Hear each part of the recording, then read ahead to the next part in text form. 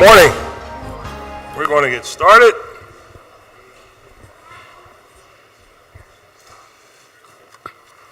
The visitors will retire behind the rail, and as the members take their seats, we're going to get started. Thank you for your cooperation. To give our invocation this morning, the chair recognizes Clerk Joseph Howenstein of the Frankford monthly meeting of the Religious Society of Friends. He is here today as the guest of Councilwoman Quiñones-Sánchez. I would ask all members, guests, and visitors to please rise. Thank you, Mr. President. Welcome. And I want to thank also my Councilwoman, Maria Quiñones-Sánchez, for the invitation to come and provide this invocation. I'm going to speak briefly for about 45 seconds, and then the invocation will be a moment of silent worship that will be about 2 minutes, a little bit longer than most people are used to being in silence. Quakers are the religion that founded Philadelphia, and our form of worship always includes some element of silence. And what we do in the silence is we focus on the light of God that exists in each and every one of us and that exists in everyone else. And what that lets us know is that we have a piece of God's truth each individually, and we need to recognize that everyone else also has an element of the truth in them.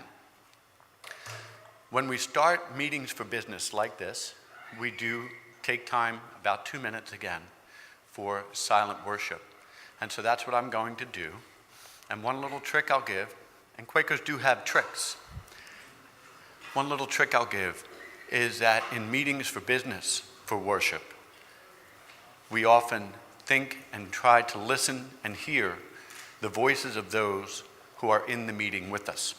And it often, for me, helps me to listen and hear what that person is saying, even and almost especially when I don't agree with them. So with that said, I'm going to settle down. We'll sit, everyone can sit for 2 minutes in silent worship. I will break worship by shaking hands with President Clarke.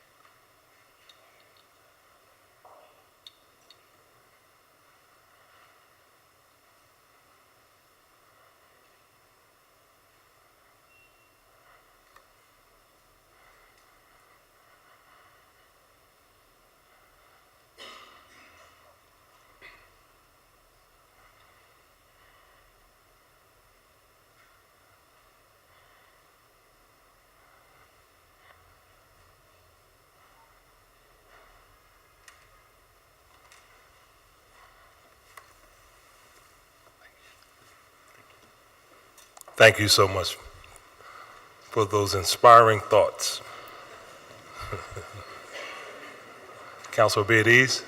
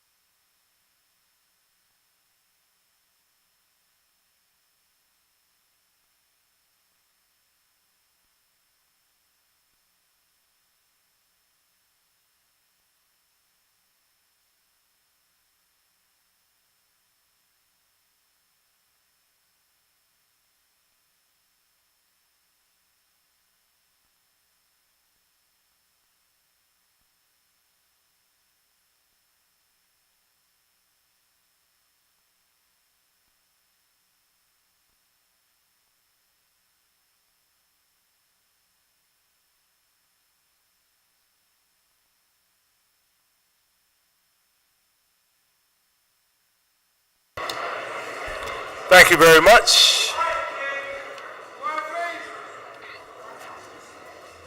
Thank you all. The next order of business is the approval of the journal of the meeting of Thursday, May 4th, 2017, and the chair recognizes Councilman Greenlee. Thank you, Mr. President. I move that the journal of the meeting of Thursday, May 4th, 2017 be approved. Thank you. It's been moved and properly second that the journal of the meeting of Thursday, May 4th, 2017 stand approved. All those in favor say aye. Those opposed, ayes have it, and the journal is approved. The next order of business is request for leave of absence, and the chair recognizes Councilman Henon. Thank you, Mr. President. On behalf of the majority, there are no requests of leaves of absence today. Chair thanks the gentleman. Chair now recognizes Councilman O'Neill.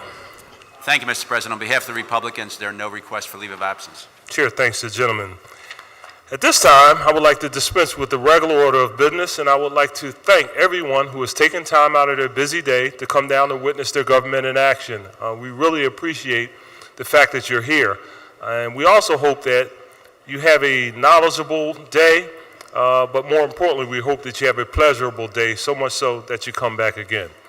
So again, thank you so much for being here. At this time, folks, I'm gonna have to ask you all to that's a lot of talking going on. Thank you. At this time, the chair recognizes Councilwoman Blackwell, who presented a resolution on my behalf, honoring Julia R. Masterman school students. With Brett Mandel and those accompanying, there you guys, with those accompanying him, please join the Councilwoman at the podium.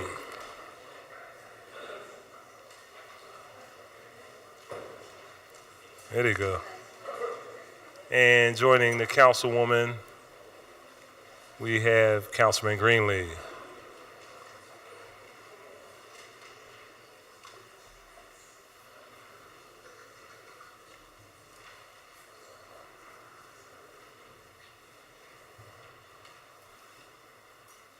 And Councilman Johnson. And Councilman Squilla.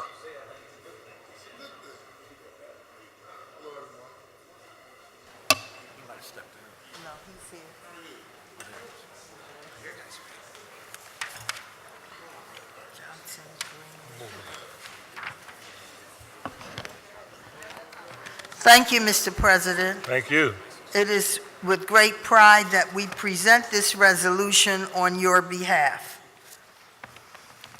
Resolution honoring, congratulating, and recognizing Julia R. Masterman School students for being crowned world-famous finalists in the Odyssey of the Mind International Competition. Whereas Odyssey of the Mind is an international creativity competition that synthesizes science, technology, engineering, and the arts.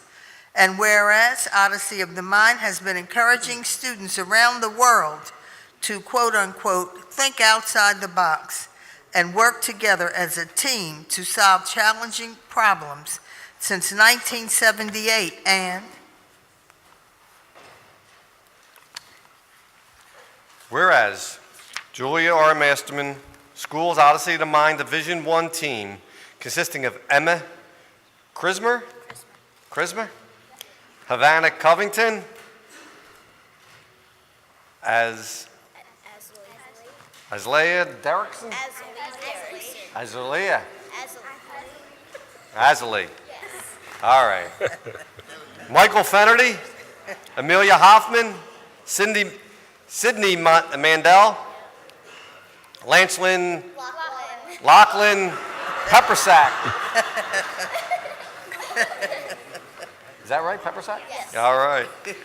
All in fifth grade and coached by Chris Hoffman and Brett Mandel, won second place overall, first place in spontaneous problem solving at the Pennsylvania State Finals Tournament on April 1st, 2017. And whereas the Division I team's winning performance consisted of famous ghosts trying to avoid the Ghostbusters by traveling in a hovercraft taxi, a battery magnet shuttle that traveled through a coiled copper wire, and a fan-powered car. And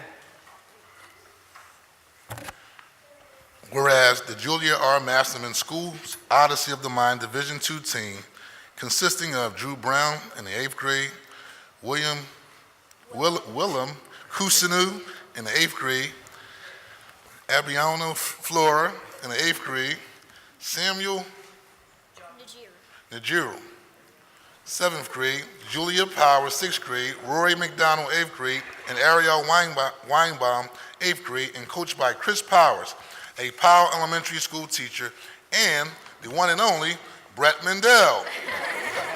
Won 2nd place in addition to the Renatra Fuska Award for Ultimate Creativity at the Pennsylvania State Finals Tournament on April the 1st, 2017. And whereas the Division II team competed in the Catch Us If You Can problem by creating vehicles that traveled from a multi-level parking garage to a secret meeting place while also performing an action to avoid being followed. And whereas the Division II team won the Renatra Fuska. You know what? Come on up here with me and help me out, will you, please?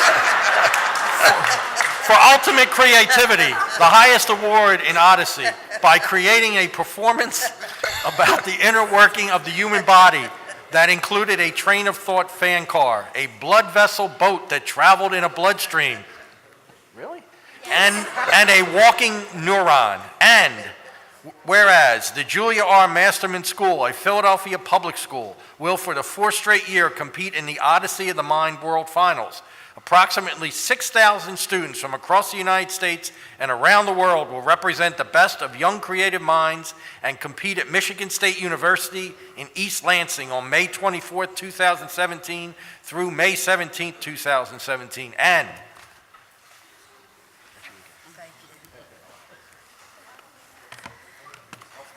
now therefore be it resolved that the Council of the City of Philadelphia does hereby honor, congratulate, and recognize the Julia R. Masterman School's Odyssey of the Mind team on their success in the state competition and wish them success in the World Finals competition.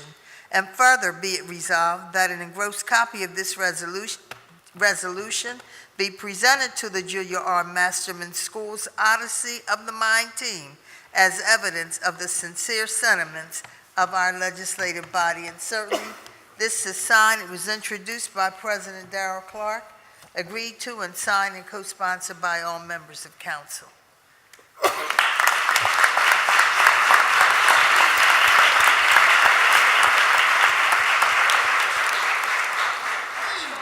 And the chair recognizes Mr. Mandel.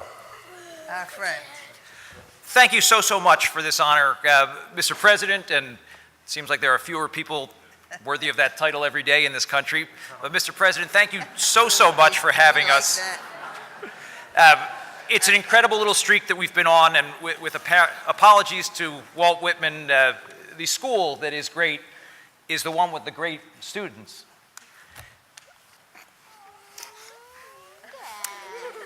The best part about this run has been watching all of the well-funded and well-heeled suburban, private, and public schools standing and cheering for our students as they beat them year after year. It is a wonderful trip. It is a wonderful program. I'm thrilled to have been a participant, honored by this council when I was but a kid in school. These guys are going to have a great time, and it is wonderful that you guys have been our good luck charm, sending us off each time. Hear from the students very briefly what they like the most about this program. Okay, thank you. I really love Odyssey of the Mind, and it's one of my favorite programs to do. But my most favorite part about it is thinking outside the box and being creative and really getting to show things that we wouldn't usually do in the 5th grade. So I really love that. That was Amelia Hoffman. Say your name before you speak. Oh, so yeah, I'm Amelia Hoffman. There you go. So my name is Sydney Mandel, and my favorite part of Odyssey of the Mind World Finals is getting to trade pins with people from all over the world and get to meet them, and watching him get all emotional. That's fun. We all love that. My name is Ariel Weinbaum, and my favorite part of Odyssey of the Mind World Finals is meeting new people from all around the world and creating friendships that last me a lifetime. My name is Drew Brown, and my favorite part of Odyssey of the Mind is getting to see the different creations and being inspired and amazed by what other teams and kids have done. However, We can't get to World's Finals in Michigan without your help.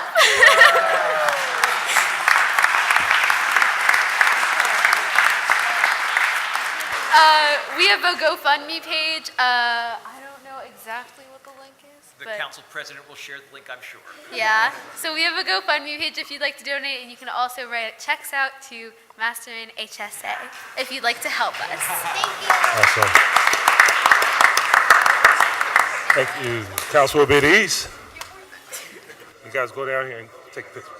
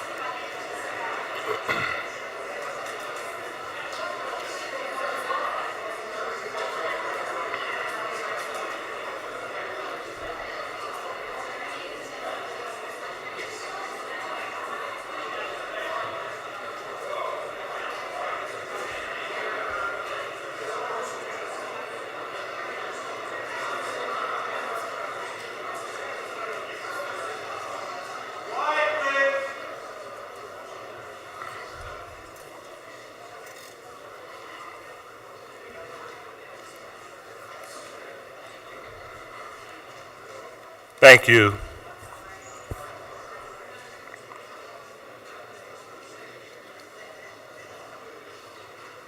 Thank you.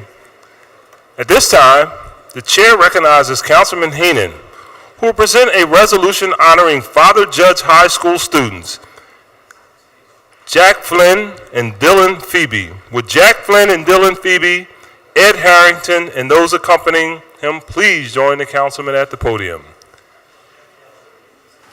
And we also have Councilman Greenlee, Councilman Dom, Councilwoman Gim, and Councilman Taubenberger, and Councilman Green.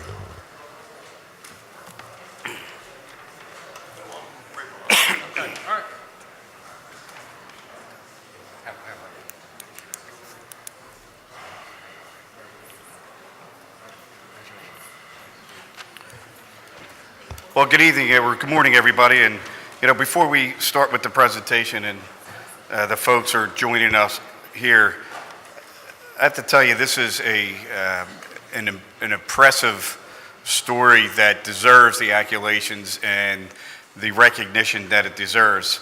You'll hear in the resolution the story behind why we're here and why we're honoring these two young men. You have a freshman and a senior who acted instinctively, where most people would just walk by.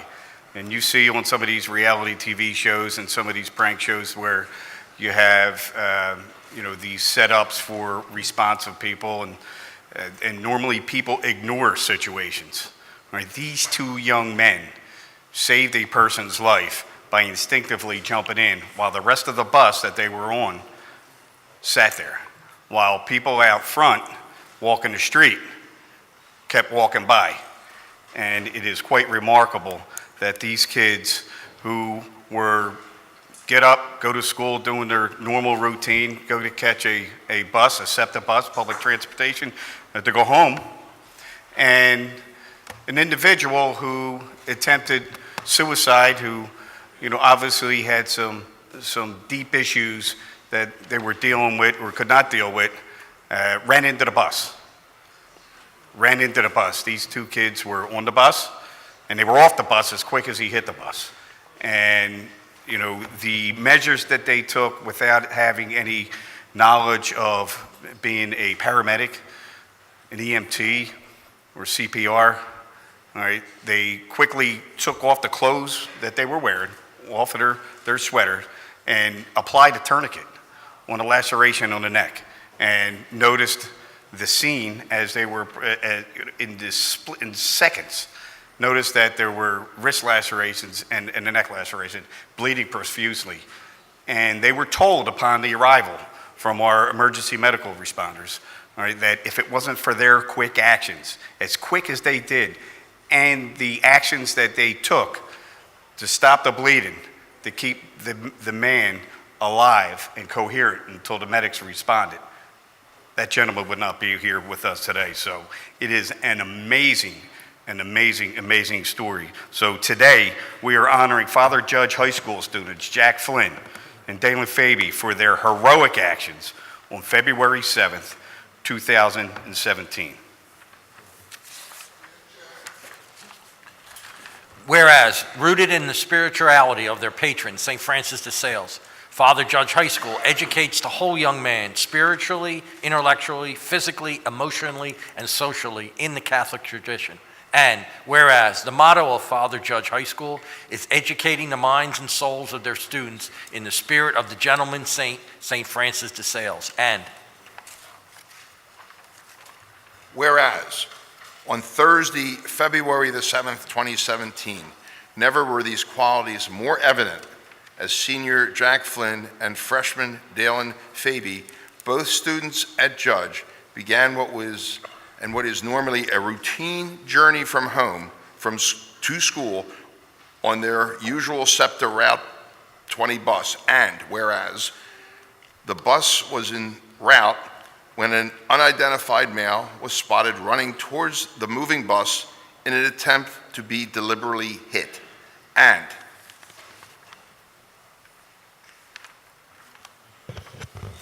whereas the man bounced off the bus and fell to the ground. The bus door was opened and Jack noticed the man was bleeding from his neck and wrist in an apparent suicide attempt.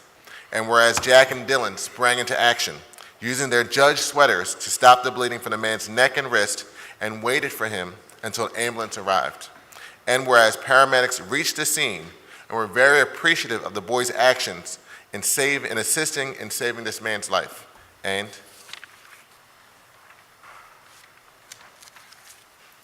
Jack Flynn will be getting ready to graduate in June and is planning to join the United States Navy soon thereafter. It's Jack's dream to follow in his father's footsteps and become a Philadelphia firefighter. Jack is proud to be a member of the Father Judge ice hockey team and lives with his parents and younger brother. And whereas Dylan Feby is currently a freshman at Judge and enjoys playing basketball, Dylan is also interested in astronomy. It is his hope to continue his education after graduating from Judge and major in engineering. He resides with his mother and stepfather and enjoys hanging out with his father and 2 younger sisters. And now, therefore,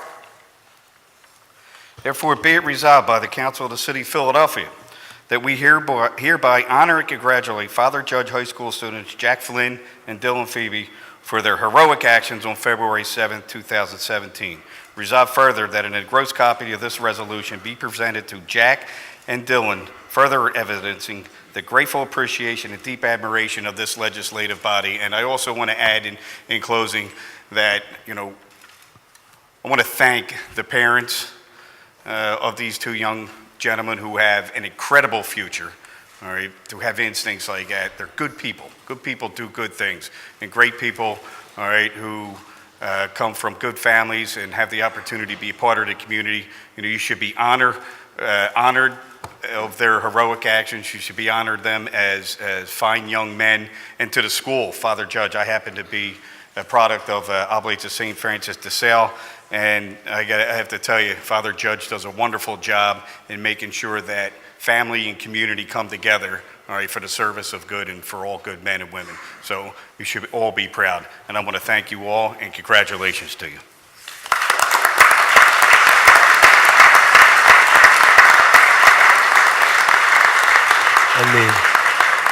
And the chair recognizes Mr. Harrington for remarks. Good morning. Morning. It goes without saying that how proud we are, Father Judge, on behalf of the administration, of these 2 young men.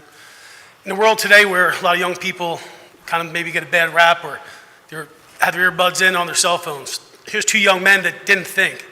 They simply saw something happen to an individual and they just sprang to action. And when they told me the story, I saw the pictures, I was just blown away. Their character development in school, we pride ourselves in character development. That started a long time ago with their parents. The Northeast Philadelphia neighborhoods they grew up in, these are great kids, and they have bright futures. And we are so proud of them, and thank you. Thank you. Council Biddies. So we're going to come around up front.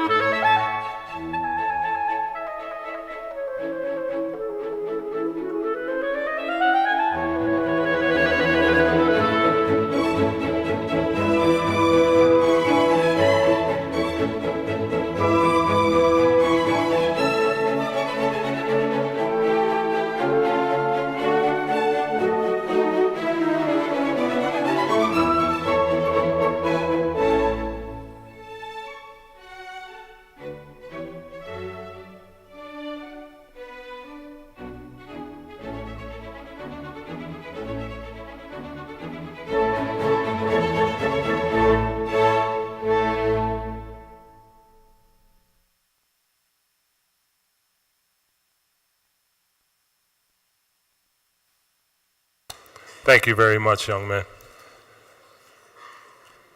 At this time, where's the councilman? Chair again recognizes Councilman Henon, who will present a resolution honoring the Community Life Improvement Program, also known as CLIP. With Tom Conway and those accompanying him, please join the councilman at the podium.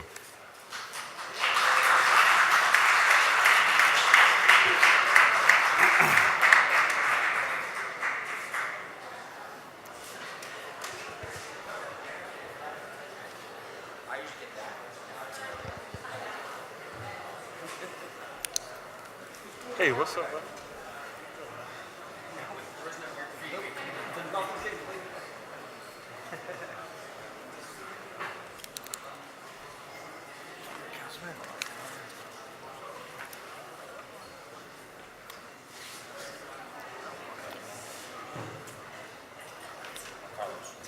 This is a lot. It's a lot of pictures. It's a lot of pictures. I hope not everybody has a camera that's coming up here. Jeez, I mean, we do have work today. Well, again, thank you, everybody. Welcome, CLIP team. Let's hear it for the CLIP team.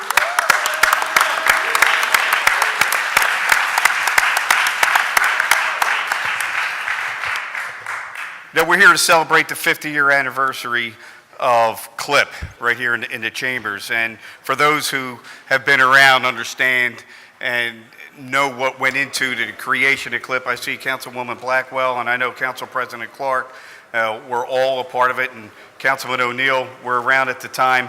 CLIP was in conjunction with the creation of the neighborhood Mayor Streets Neighborhood Transformation Initiative. And that initiative was bold, it was strong. We still have remnants of that programs in different names today. That is, Council President Clarke and I, laugh at times when we see new programs, but they're not actually new programs, are they, Council President? Not actually. They were created at one time and have evolved. But the creation of CLIP, and which I'm proud of, and we all should be proud of, originated and started as a pilot in the 6th Councilmatic District with my predecessor, Joan Krajewski, who one thing I was taught through her and through other members of this body is we may not all agree on everything, all right, but we agree that we can fight for the quality of life and the issues, all right, of the district and the people that we represent. And Joan Krajewski did just that, and the creation of CLIP started, and the creation of accolades to Tom Conway during every budget hearing, since then has been outstanding. And I remember CLIP going out and doing graffiti, and was happy to have, as a committee person and a community organizer in my neighborhood as a young man, I remember, using the tools that they have, which started with graffiti, all right, blight, destroying our neighborhoods. And now we have a program that is citywide, and there's not one council member, there's not one citizen of the city of Philadelphia who has not benefited from CLIP.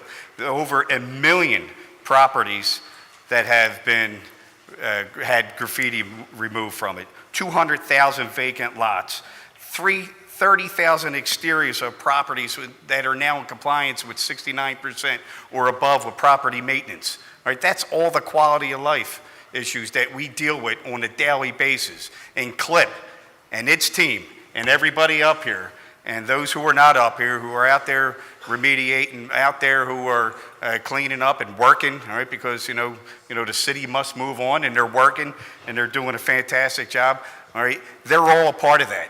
And one thing that I did when I was first elected, I took a little picture from an undercover boss that you see on TV. I did undercover councilman, and I passed by this one house where on Welsh Road that I did, and I think they actually probably were just out there recently because it was it's cut down. All right, so I did an undercover with CLIP, and they had me weed whacking, they had me mowing the lawn, they had me pulling little trees out and bagging and everything like it. I think they hazed me. I think that was my initiation thing. But they do a great job and deserve all the credit for expanding its program citywide, making sure that we get the best quality of life that we deserve All right, Tommy's up here, wearing a peach shirt, his buttons buttoned. So, without further ado, all right, I want to thank you, Tom, for growing with this and managing the program here now as we honor the Community of Life program of the occasion of their 15th year anniversary. Whereas CLIP, Community of Life program, was created April 2nd, 2002 in conjunction with Mayor John Street's Neighborhood Transformation Initiative by a longtime council member, Joan Kajewski.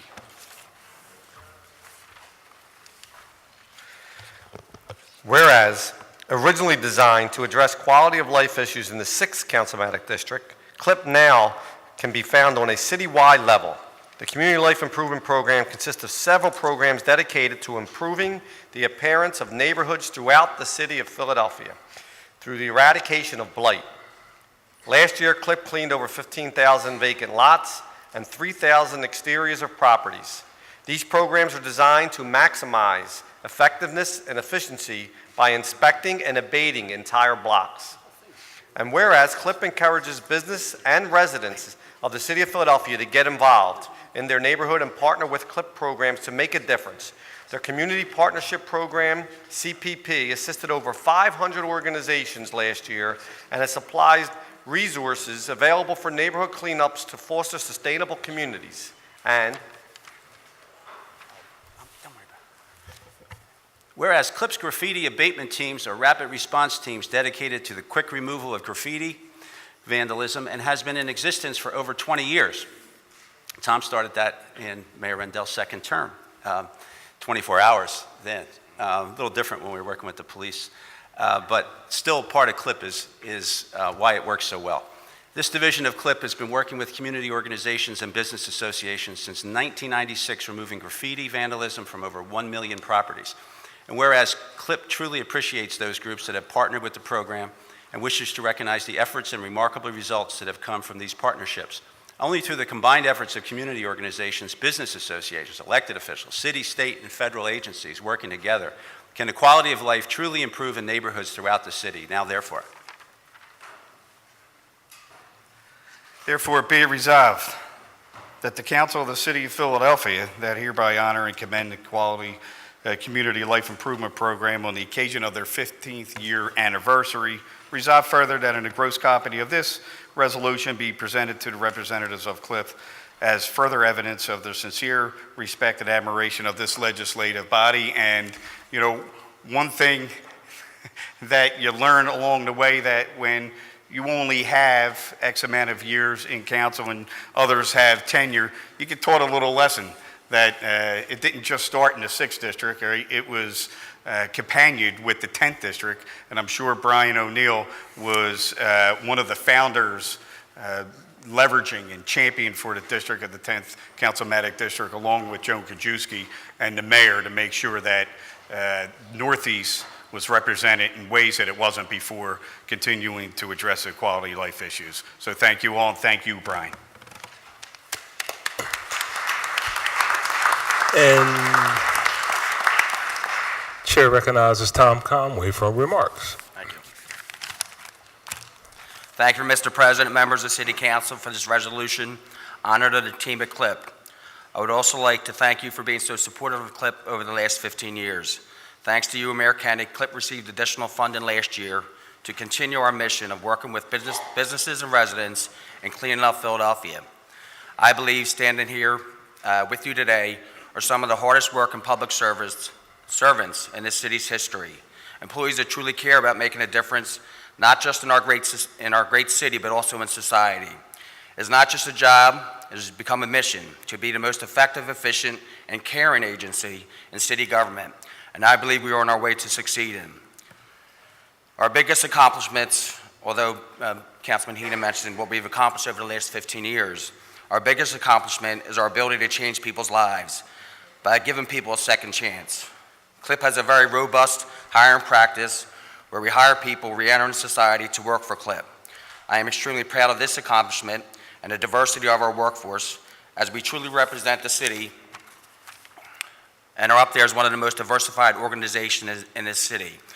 I would like to thank my employees for their dedication, loyalty, and commitment and improving the lives and quality of life for Philadelphians across this great city. Those standing here with me today have over 10 years of experience working for CLIP.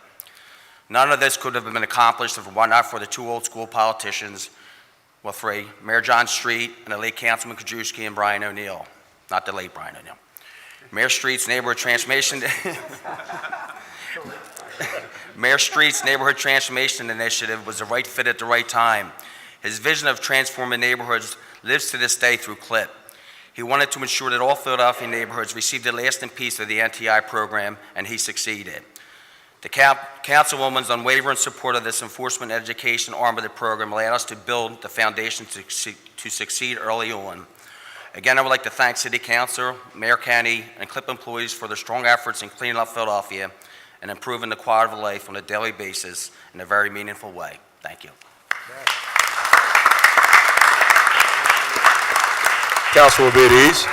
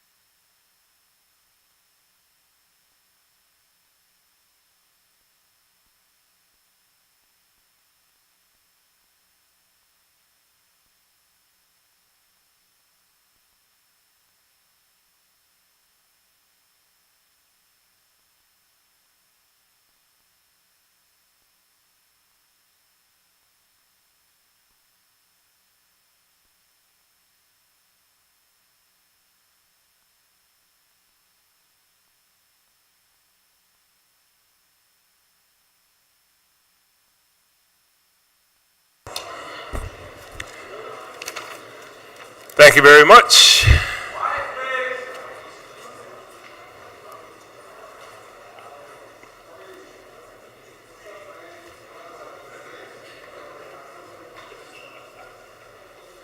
Thank you. The next order of business is communications, and the chair requests that the Sergeant of Arms delivers the messages from the mayor to the chief clerk. And Mr. Decker, if you will please read those messages.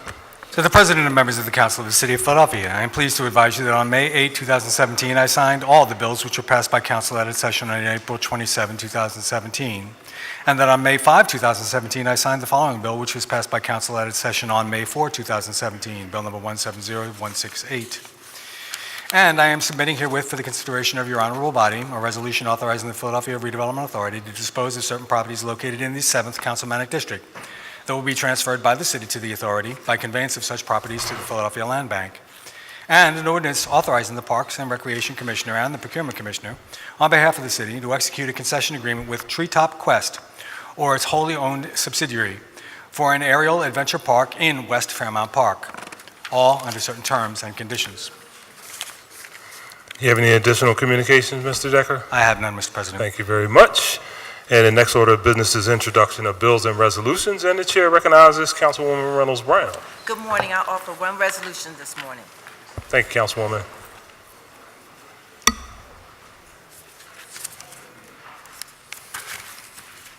A privilege resolution recognizing the month of May as National Foster Care Month in the city of Philadelphia.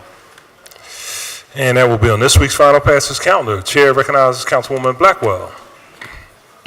Thank you, Mr. President. I have one bill and one resolution I'd like to be recognized on the resolution. After the reading of the resolution. All right.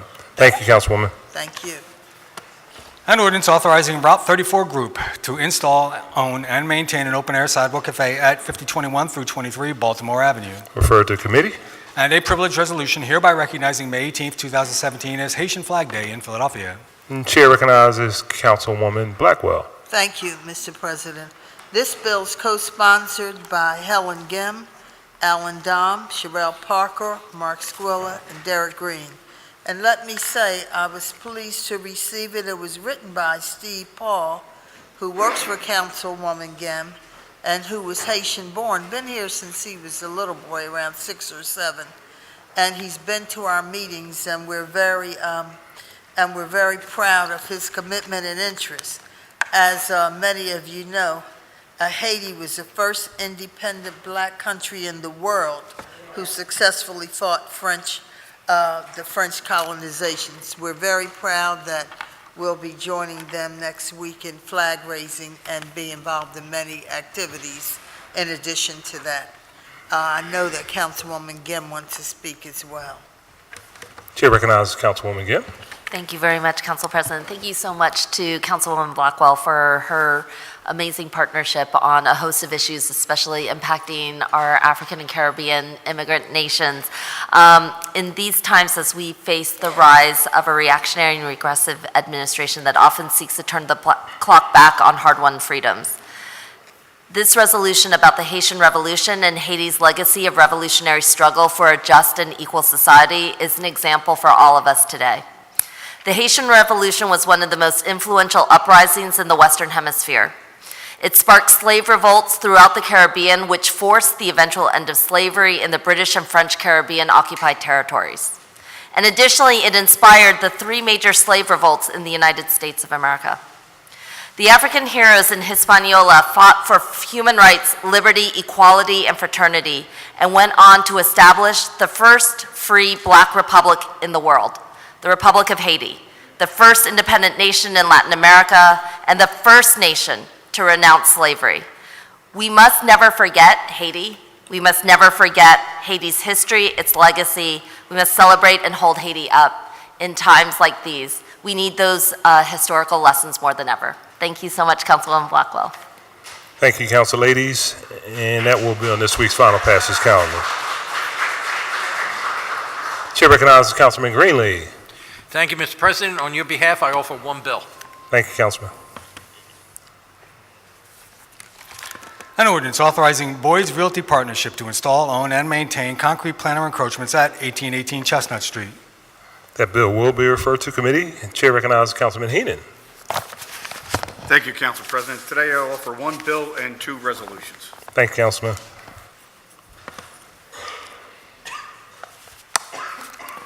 An ordinance to amend the Philadelphia zoning maps by changing the zoning designations of certain areas of land located within an area bounded by Linden Avenue Extended, Academy Road, Grant Avenue, Frankford Avenue, the Pocassin Creek, and the Delaware River. Referred to committee. And a privilege resolution authorizing the Committee on Public Property and Public Works to hold public hearings on the status of implementation of the cable television franchise renewal agreement between the City of Philadelphia and Comcast of Philadelphia, passed by this council on December 10, 2015. This week's calendar. And a privilege resolution recognizing May 4, 2017 as International Firefighters Day in Philadelphia and further honoring the men and women of the Philadelphia Fire Department for their continual dedication and service to the City of Philadelphia. This week's calendar. Chair recognizes Councilman Jones. Thank you, Mr. President. I have two bills and two resolutions. The resolution is co-sponsored by Parker Obe, Brown, Bass, Johnson, Greenlee, on both. Thank you, Councilman. And O.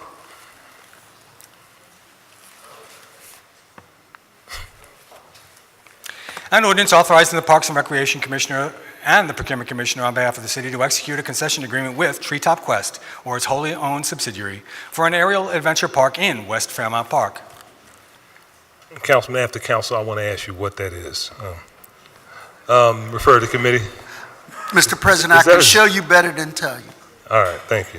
I will look forward to seeing that. Refer to committee. And an ordinance to amend the Philadelphia zoning maps by changing the zoning designations of certain areas of land located within an area bounded by Gate Street, Henry Avenue, Roxborough Avenue, Magdalena Street, Walnut Lane, Henry Avenue, Kingsby Street, Houghton Street, Walnut Lane, Shores Lane, Tower Street, Levering Street, Silverwood Street, Leverington Avenue, Silverwood Street, Fountain Street, and Ridge Avenue. Refer to committee. And a privilege resolution recognizing and honoring Overbrook High School graduates Joyce Eli Bevins and Jean Lou Bevins for their recognition by the Cannes Film Festival for the short film My Dear Arthur. This week's calendar. And a non-privileged resolution also naming the 5800 block of Ray Street as Reverend Albert F. Campbell Way. Next week's calendar. Chair recognizes Councilman Johnson. Council President, I have one privileged resolution and one non-privileged resolution, and one resolution regarding the renaming of Broad and Christian Street to Carpenter Street to Bozeman Boulevard is primarily sponsored by my good friend from South Philadelphia, Councilman Mark Squilla, and signed by all members of council. Thank you, Councilman.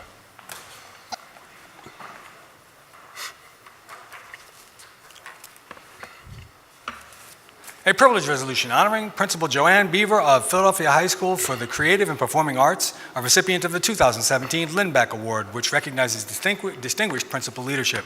This week's calendar. And a non-privileged resolution also naming Broad Street from Christian Street to Carpenter Street, Boys to Men Boulevard. And that'll be on next week's final passes calendar. The chair recognizes Councilwoman Sánchez. Thank you, Council President. I have one privileged resolution, one non-privileged, and two bills, and I wish to be recognized after the bill has been read. Thank you, Councilwoman. An ordinance establishing a no-truck parking regulation on both sides of the 4400 and 4500 block of Castor Avenue from Wyoming Avenue to East Cuyahoga Street. Refer to committee. And an ordinance amending Title II of the Philadelphia Code entitled City-County Consolidation by amending the Chief Assessment Officer's authorization to set standards for the valuation of properties for taxation purposes. Chair recognizes Councilwoman Quiñones-Sánchez. Thank you, Mr. President. I recently attended a senior event, and I was talking to one of my beloved seniors who was very happy about the shopping mall that we're building on 3rd and Allegheny. She talked to me about how excited she was that she was going to have all of these amenities close to her. And then she asked me, is it time for me to sell my property and move to a smaller apartment? And I said, why? And she says, because these improvements mean my property taxes are going to go up, and I'm not going to be able to afford the house that I've lived in with my children. This story, Council President, is one that all of us hear time and time again. I recently fixed the sidewalks of my own community of Norris Square in the park, and I sent emails from folks to say, Maria, why are you gentrifying my neighborhood, our neighborhood? And I responded that my seniors had actually asked me for those sidewalks because every Friday morning at 10 o'clock, they do their weekly walk. And in fact, always invite me, and I don't get there often, to do it with them. We face this every day. People are scared about new development. A couple of weeks ago when OPA was here, I asked Michael Piper over and over, how do we ensure that people don't look at development as something that is going to tax them out of where they live? This council, under your leadership, has been steadfast in their support of AVI, homestead exemptions, loop, property tax deferrals, our senior freeze. We've done just about everything we can to reassure folks that we are building this city and that we really do value and want to protect our working poor. That is why today I introduce a bill to further protect longtime homeowners from what could be perceived as artificially inflated tax bills by closing a critical loophole in the way the city is going to assess property values. I am fearful of what this new annual assessment is going to mean for communities like my own neighborhood of Norris Square and Old Kensington. This legislation will authorize the Office of Property Assessment to look at ways of valuing markets, particularly properties on the 10-year tax abatement, when computing neighborhood market values based on recent sales. This mechanism will ensure that both new and longtime homeowners share the benefits of our tax relief programs. The sale or purchase of your neighbor's home should not increase your tax bill simply because your new neighbor is entitled to the tax abatement. People deserve a tax bill that really represents the true value of their property, not an artificial value that may be created by our own development strategies. As we move forward toward annual assessments, we must look at ways to calculate values by each neighborhood, block by block, as precisely and as fairly as possible. I look forward to a very robust conversation with everyone in council about what this potential bill could mean and the critical consequences that we hear all too often in neighborhood to neighborhood about people fearing new development and enhancements, their own community enhancements in their neighborhoods. For me, it hurts me because people believe that we're fixing our neighborhoods for the new ones to come, and I fight every day to convince them that I apologize that it's taken us so long to fix their own neighborhood amenities in every neighborhood for them, those folks who have believed and have raised their families in their neighborhoods. I look forward to the conversation with the administration, and I ask any of my colleagues who are interested in discussing this with me and to be part of a work group as we look at what this potentially can mean. I welcome their input and their advice. Thank you, Mr. President. Thank you, Councilwoman. That bill will be referred to the appropriate committee. And a privilege resolution recognizing, honoring, and celebrating Sharon Lopez on being named the first Latina president of the Pennsylvania Bar Association. This week's calendar. And a non-privileged resolution authorizing the Philadelphia Redevelopment Authority to dispose of certain properties located in the 7th Councilmanic District that will be transferred by the city to the authority by conveyance of such properties to the Philadelphia Land Bank. And that'll be on next week's calendar. Chair recognizes Councilman Green. Thank you, Council President. I have one bill and one non-privileged resolution. Council President, I want to request a suspension of the rules for this non-privileged resolution. This resolution replaces the resolution that's on the final passage calendar for today. I'll be making a motion to withdraw that resolution. Today's resolution is make the technical change for the legislation that was introduced last week regarding the Tourism Improvement District. Okay, you making a motion now for the suspension to allow today's rule? Is there a second? All those in favor? Those opposed? Ayes have it. That will be on this week's final passage calendar. Thank you, Council President. You're welcome. An ordinance establishing a business improvement district encompassing certain existing and future hotel properties within the boundaries of the City of Philadelphia to be known as the Philadelphia Hospitality Improvement Levy District, designated the Philadelphia Hospital Improvement Levy District Corporation to serve as the Neighborhood Improvement District Management Association for the district. And that will be referred to the appropriate committee. And a non-privileged resolution initiating action to establish a business improvement district encompassing certain existing and future hotel properties within the boundaries of the city of Philadelphia to be known as the Philadelphia Hospitality Improvement Levy District. And that will be on this week's final passes calendar. Chair recognizes Councilwoman Parker. Thank you, Mr. President. I have one privileged resolution co-authored by Councilwoman Reynolds Brown, co-sponsored by members Green, Bass, and Taubenberg, and supported by all members of council. Thank you, Councilwoman.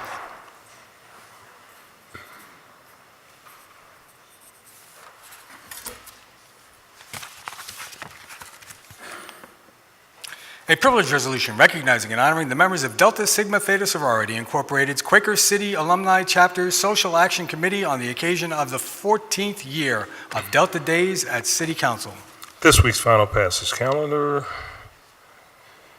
And the chair recognizes Councilman Don. Morning, Council President. I have Morning. no bills or resolutions today. Thank you, Councilman. Chair recognizes Councilwoman Gim. Good morning, Council President. Morning. One non-privileged resolution co-sponsored by council members Reynolds, Brown, Green, Bass, Dom, Sanchez, and Parker with gratitude. Thank you, Councilwoman. A non-privileged resolution recognizing the critical role that guidance counselors and play in meeting students' academic, social, and emotional needs, and urging the School District of Philadelphia to devote additional resources to expanding the number of counselors in high schools with the highest needs. This week's calendar, and the chair recognizes Councilman Taubenberger. Good morning, Council President and colleagues. I have no bills or resolutions this morning.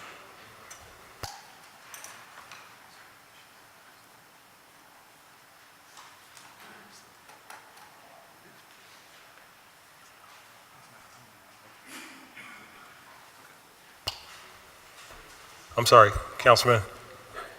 Morning, Council President and colleagues. I have no bills or resolutions this morning. Thank you. Thank you, Councilman. And the chair recognizes Councilman O'Neill. Thank you, Mr. President. I have no bills or resolutions. Thank you, Councilman. Chair recognizes Councilman Squilla. Thank you, Mr. President. I introduce 8 bills today. Thank you, Councilman.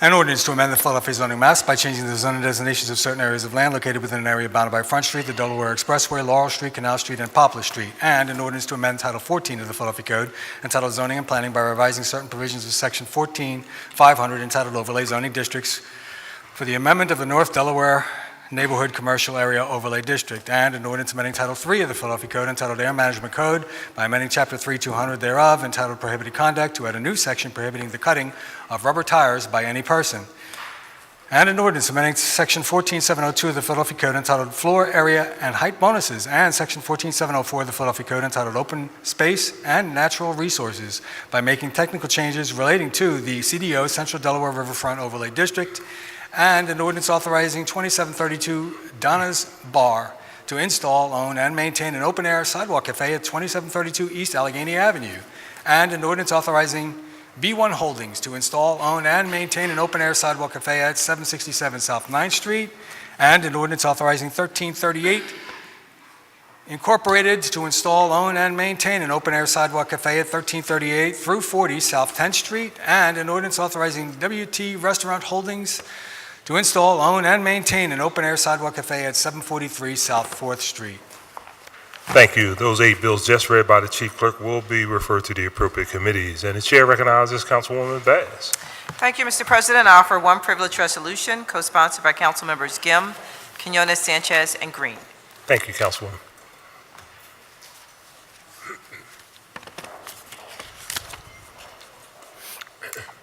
A non-privileged resolution supporting House Bill 1302, which would prohibit Pennsylvania law enforcement agencies from using state resources to investigate, interrogate, detain, or arrest people for immigration enforcement purposes. And that will be on next week's final passes calendar. Chair recognizes Councilman O. Thank you, Council President. I offer no bills or resolutions. Thank you, Councilman. That concludes our introduction of bills and resolutions. We have no reports from committee today. And the next order of business is consideration of the calendar. Mr. Decker, would you please read the bills on the first reading calendar? Bill number 170306, entitled An Ordinance to Reinstate Bill Number 140439, amending Section 14502 of the Zoning Code, entitled CTR, Center City Overlay, and Section 14602 of the Zoning Code, entitled Use Tables, and to amend Section 14803, Motor Vehicle Parking Standards.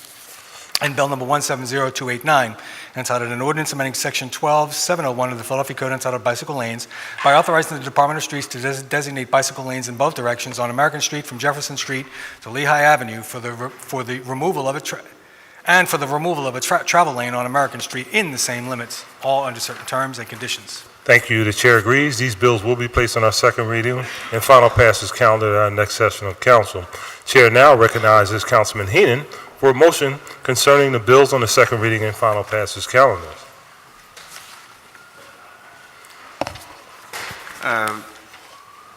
Mr. President, is this for the consent agenda first, or? Michael, okay.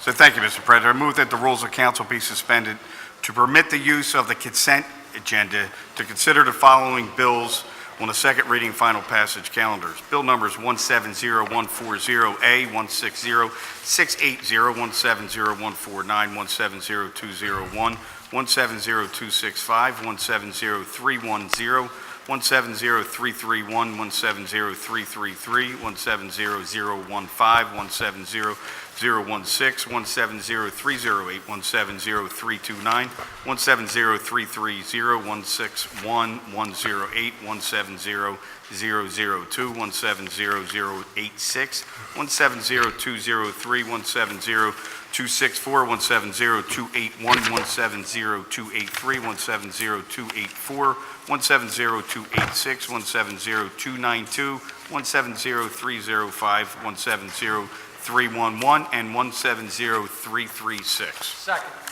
Thank you. It has been moved and seconded that the rules of council be suspended to permit the use of a consent agenda to consider the bills just read by Councilman Henon.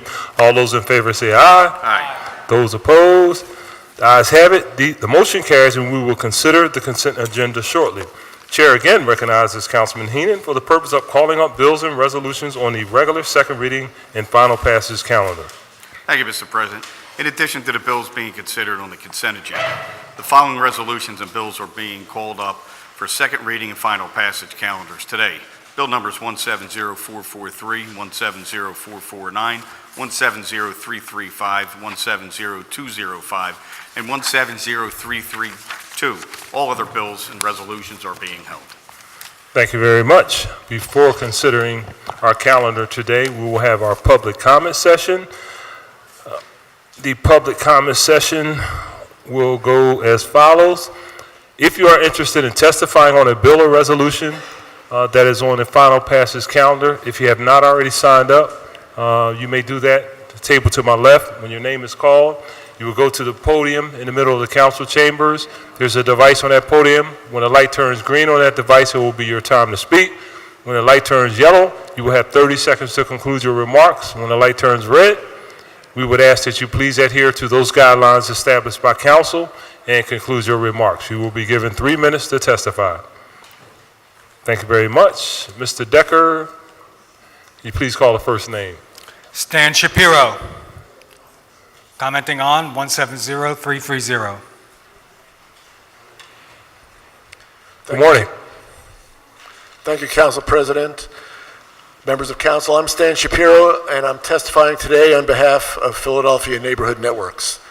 We applaud Council for recognizing that the city must detach itself from serial abuser Wells Fargo, but there is no other mega bank that the city can morally substitute for it, certainly not Citizens Bank. In August 2015, 3 cooperating federal agencies ordered Citizens to pay tens of millions of dollars in restitution and penalties for pocketing money from customers who made mistakes on their deposit slips.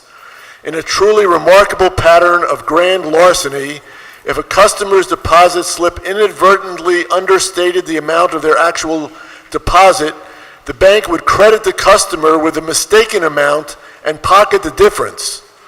And it did it over and over and over again. Just last month, a Citizens Bank affiliate was fined for overcharging charitable and retirement plan mutual fund customers by failing to waive unallowable fees. And of course, just like Wells Fargo, Citizens is a funder of the notorious Dakota Access Pipeline. In addition, it's also a funder of the Mariner East Pipeline, which brings the dangers of breaks, spills, and noxious emissions right into our region. Yes, moving the city's money, or most of it, to Citizens might be a small step up from keeping it at super predator Wells Fargo. But ultimately, there is only one good way for the city to manage its money, and that's to create its own bank modeled after the Bank of North Dakota. That bank, created in 1919 and getting stronger and stronger as it approaches its 100th birthday, holds all the funds of the state of North Dakota. And then it reinvests them in the students, farmers, school districts, homeowners, and small businesses of the state. When it lends to school districts for construction or reconstruction of school buildings, it frees up tens of millions of dollars for districts to invest in teachers, supplies, equipment, and all the essentials that are in such short supply in our city. And when it invests in small businesses, it is investing in itself by growing the economy and tax ratables that then benefit the entire community through provision of robust services. It's time for the city to go 100% renewable energy, to boost its stock of affordable housing, to let every business have access to low-cost financing, to boost the co-op sector of the economy, to fix its schools. It's time the city had a tool other than zero-sum tax incentives to lure established businesses to the city and to enable startups. And it's high time that the city rid itself once and for all of the pernicious impacts of dealing with Wall Street predators. Let's create the Public Bank of Philadelphia. Thank you.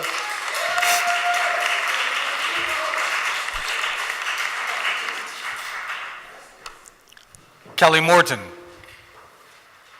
commenting on 170330.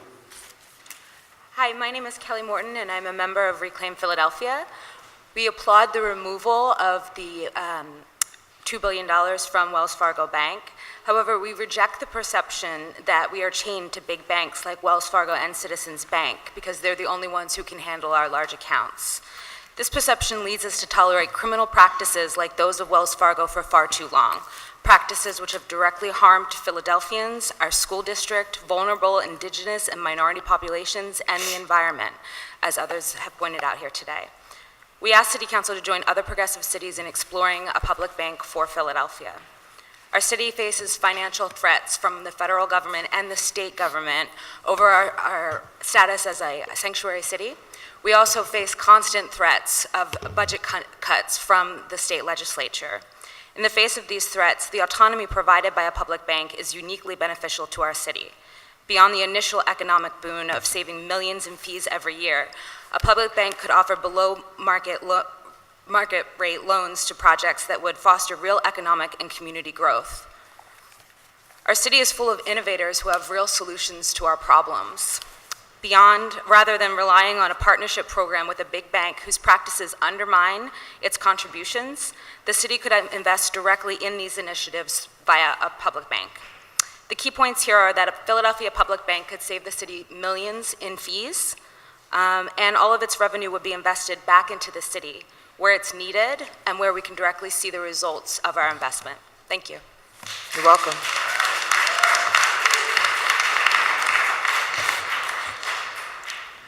Susan Sachs, commenting on 170330. My name is Susan Sachs, and I'm here today as a member of POWER, Philadelphia Organized to Witness, Empower, and Rebuild. We're a grassroots organization that advocates for economic, environmental, racial, and social justice, and we are part of the coalition of organizations working toward a public municipal bank for the city of Philadelphia. We applaud the decision of the city to move its payroll business from Wells Fargo and want to thank Councilwoman Bass for taking the initiative to get this done. This is a step in the right direction, but all corporate banks engage in practices that hurt our city, the neighborhoods, and the environment. Why should we remain at the mercy of these predatory banks when a much better alternative is possible? We believe that the only acceptable long-term solution is for the city to create its own publicly owned bank modeled after the Bank of North Dakota, the publicly owned bank that has served the state of North Dakota since 1919. A Philadelphia public bank would charge the city no fees, engage in no predatory lending or other abuses, and invest its funds solely in Philadelphia and its communities at well below market interest rates. All profits would go back into the city's coffers rather than into the hands of distant shareholders and bank executives. The Bank of North Dakota has been doing this for almost 100 years. I've left an article with your staff about the success of the Bank of North Dakota and a move by the city of Santa Fe to move forward with its own investigation of public banking. As of the spring of 2010, North Dakota was the only state boasting a major budget surplus. It had one of the best funded school systems and the lowest unemployment and default rates in the country, and it had the most community banks per capita, suggesting that the presence of a state-owned bank actually helped the local banks. This is why comparable forward-thinking cities like Oakland, Portland, Seattle, and Santa Fe are actively exploring the creation of their own municipal banks. We believe that Philadelphia is a natural leader of this movement because we are in fact the home of public banking, which was first introduced to these shores by the Quakers. We can begin today to take steps toward the development of our Philadelphia Public Municipal Bank. We are asking you to consider two paths of action. First, we ask that the words a bank publicly owned and controlled by the City of Philadelphia be added to the city depository list, so that the commitment of the city to organizing a public bank is clear even while the details are being worked out. Also, we would like City Council to authorize a study to determine best practices for moving forward with the creation of a public municipal bank. We are ready to work with Council to design such a study and to develop the standards and policies that will best benefit our neighborhoods, our school systems, and our public institutions. Thank you so much, and we'll be happy to answer any questions that you have at any time. Thank you.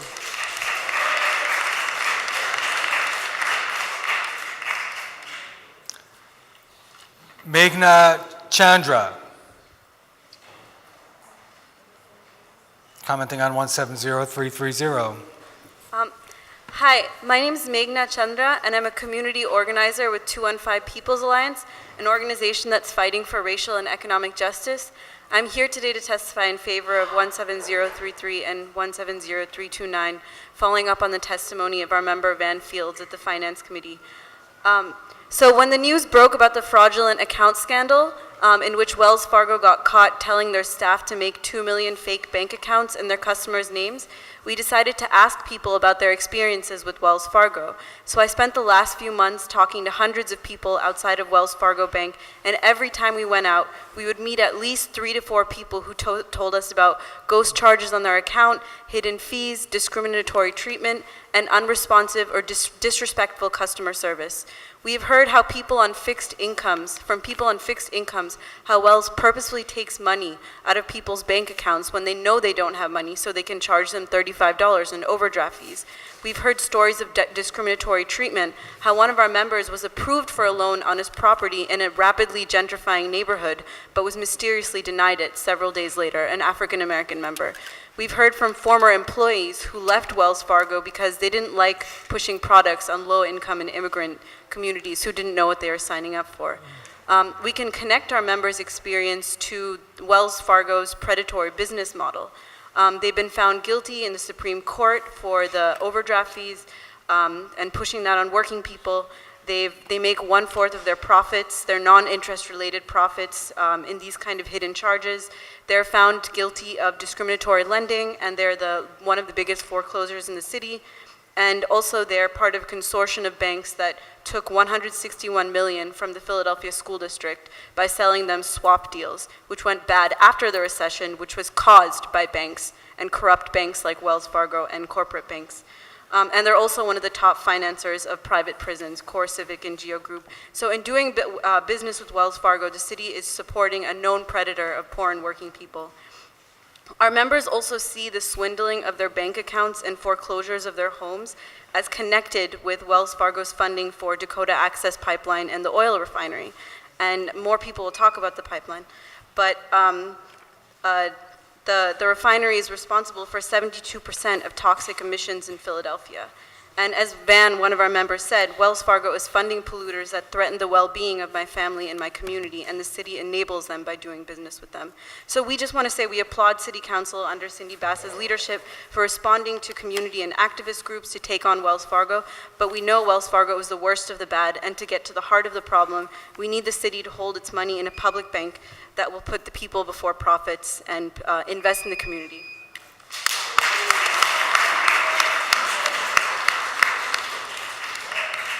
Mabel agreed. Commenting on 170330. Good morning. Okay. My name is Mabel Negrete Alfaro. I am a member of Philly with Standing Rock and Indigenous 215. I am 29 years resident of the United States and citizen of Chile from South America. I am mestiza, mixed blood, which means that a median Chilean is genetically about 44% a Native American, 51% European, and 5% of African descent. I come from the lands of the various indigenous groups, including the Araucanos and Mapuches, the people of the earth, who until this day are defending their lives, land, waters, and biodiversity for expropriations by extractive corporate colonization. Now I stand in front of you on the occupied Lenape land, Philadelphia. My humble message to you to Cindy Bass says thank you for ending some of your financial relationship with the Wells Fargo. As well as we all know, it is far overdue. However, in moving into the 21st century, we Philadelphians, we need institutions that are going to invest in our future generations. We need institutions that are going to stand up in defense of our indigenous, black bodies, in defense of our nation's most vulnerable communities, from Flynn, Michigan, to Standing Rock Sioux territory, in defense of all Native nations. We need institutions who will fight for a healthy, sustainable, equitable future for all peoples. We need cities that are going to bring healthy and healing reparations for the wrongdoings against African American relations, and similarly against Native American relatives, because, as my dear friend Liz Ellis, a Native American from the Pura tribe in Oklahoma and residents of Philadelphia denotes, today indigenous people constitute 5% of the world population, but their territories house more than 80% of our planet's biodiversity. For centuries, Native peoples have held reciprocal relationships with the lands they inhabit, most famously the Lakota led pan-indigenous movement to stop the Dakota Access Pipeline represents the constant battle of Native peoples to stop extractive corporate colonialism. Their fight seeks not only to protect their communities from destruction, but also to defend their water, lands, and human relations, all things of an entire planet. As we have seen in recent years in the Apaches' fight against the defense their sacred lands from copper mining, the Navajo fights against uranium mining and populations. But when moving forward from Philadelphia, we need financial institutions that are going to defend our shared environments and planet's diversity. So I urge you to divest from city banks within the year, because they also fund the Dakota Access Pipeline. Thank you.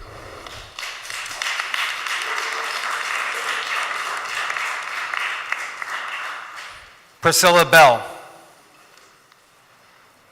Commenting on 170330. Mabrika, welcome. Good morning, Philadelphia City Council. My name is Priscilla Bell. I'm Boricua, born and raised in Philadelphia.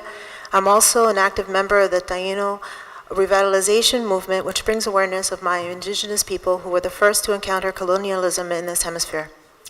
I've lived in Grace Ferry since 2002, which is one of the most affected neighborhoods in the city due to the toxic air emissions coming from the Philadelphia Energy Solutions oil refinery. So I know firsthand how environmental racism can impact our lives. My 15-year-old son developed asthma at 2 years old when I first moved into the area. But I want to thank you still for divesting some of the city's money from Wells Fargo.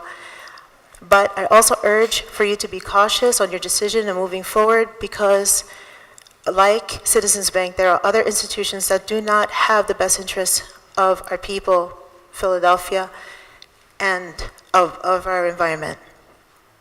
But right now I would like to read a really quick letter from my friend who was going to testify, but due to her health-related emergency, she wasn't able to be here today.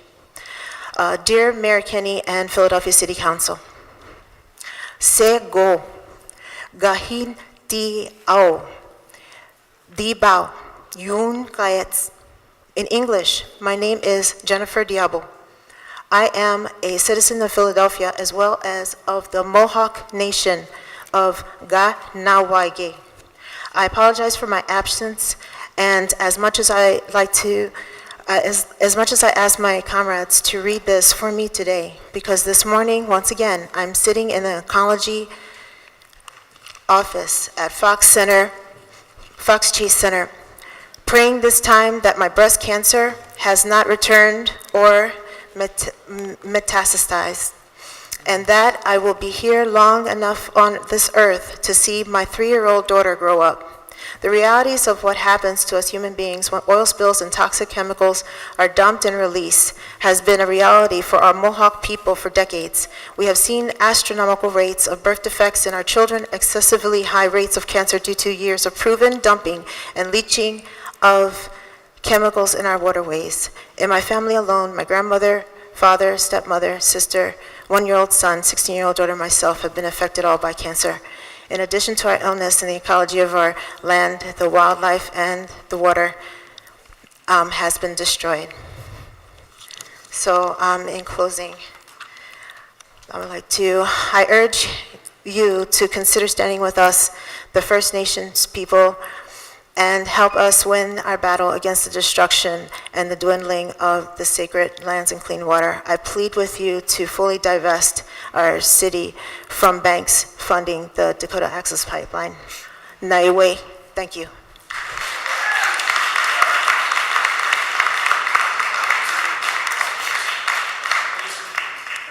Celeste Hardister, commenting on 170355.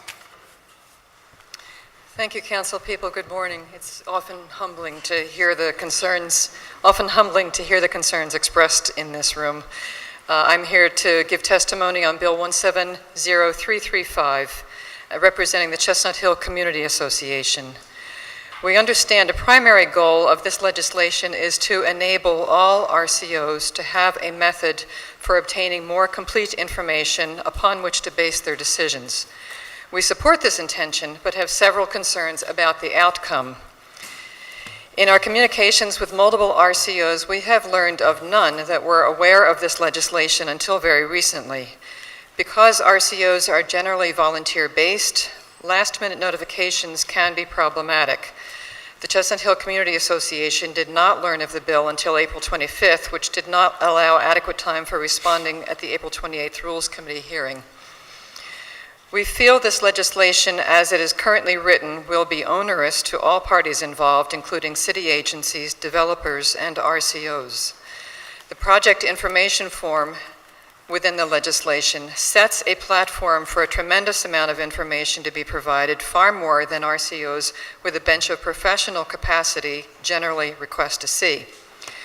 We question the wisdom of this legislation, its potential detrimental impact, and would like the opportunity to have a greater understanding of it before it is voted on. We appreciate that this legislation be held on the calendar pending the opportunity for further discussion. For the record, we want to say that the Chestnut Hill Community Association review process has been mentioned verbally and in writing as being a model for this legislation. For the record, we disagree with this characterization. We've been told that the intention of the legislation is to level the playing field.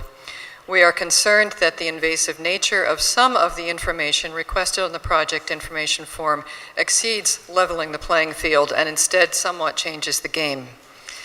This form goes well past what is used in Chestnut Hill, asking for information about job creation related issues that open an additional dimension that we are not convinced is constructive. We are concerned that in solving one problem, a whole new set of new ones will open up with this legislation. Many find it dense reading and difficult to understand. We feel an interim solution would be to make an information gathering form available through the Planning Commission, perhaps with plans to assess its use after an appropriate period of time. Thank you. You're welcome. Bill James. Commenting on 170335. Yes. Hello, everyone. My name is Bill James. I'm a member of the 50th Ward Registered Community Organization that serves the portions of East Mount Airy and West Oak Lane communities. I'm here today to support Bill number 170335, introduced by Councilwoman Sherelle Parker. This bill is nothing more. I'm sorry, I'm nervous. This bill is nothing more than a practical educational tool for residents who deserve to know how development projects will impact their neighborhood. All RCOs do not have members who worked in the development-related industries against their membership. But this does not mean that the residents in my community are not interested in how the projects are developed in our neighborhoods and how they will affect us. This legislation provides us, the people who keep this city going, with important information and questions that we need also to be answered. We have the right to access this information just as well as anyone else. The bill corrects a long-standing wrong in the neighborhoods throughout our city. It levels the playing field of having access to information. I thank Councilwoman Parker for her leadership in the community. You asked for feedback from the RCOs while you are drafting this legislation, and we appreciate your providing an opportunity for us to be heard. I want to thank the bill sponsors, Councilwoman Maria Sanchez and Blondo Wendell Brown, Chairman Bill Greenlee, and all the members of the Rules Committee for supporting this bill. I hope the City Council will pass this bill and make it law. If you do, it will be bold the steps making sure that all Philadelphians, regardless of their zip code, have an access to information they need for strong communities. Thank you, Council President Clarke.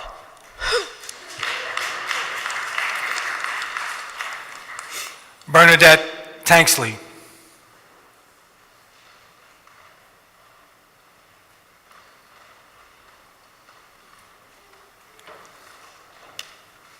Commenting on 170335.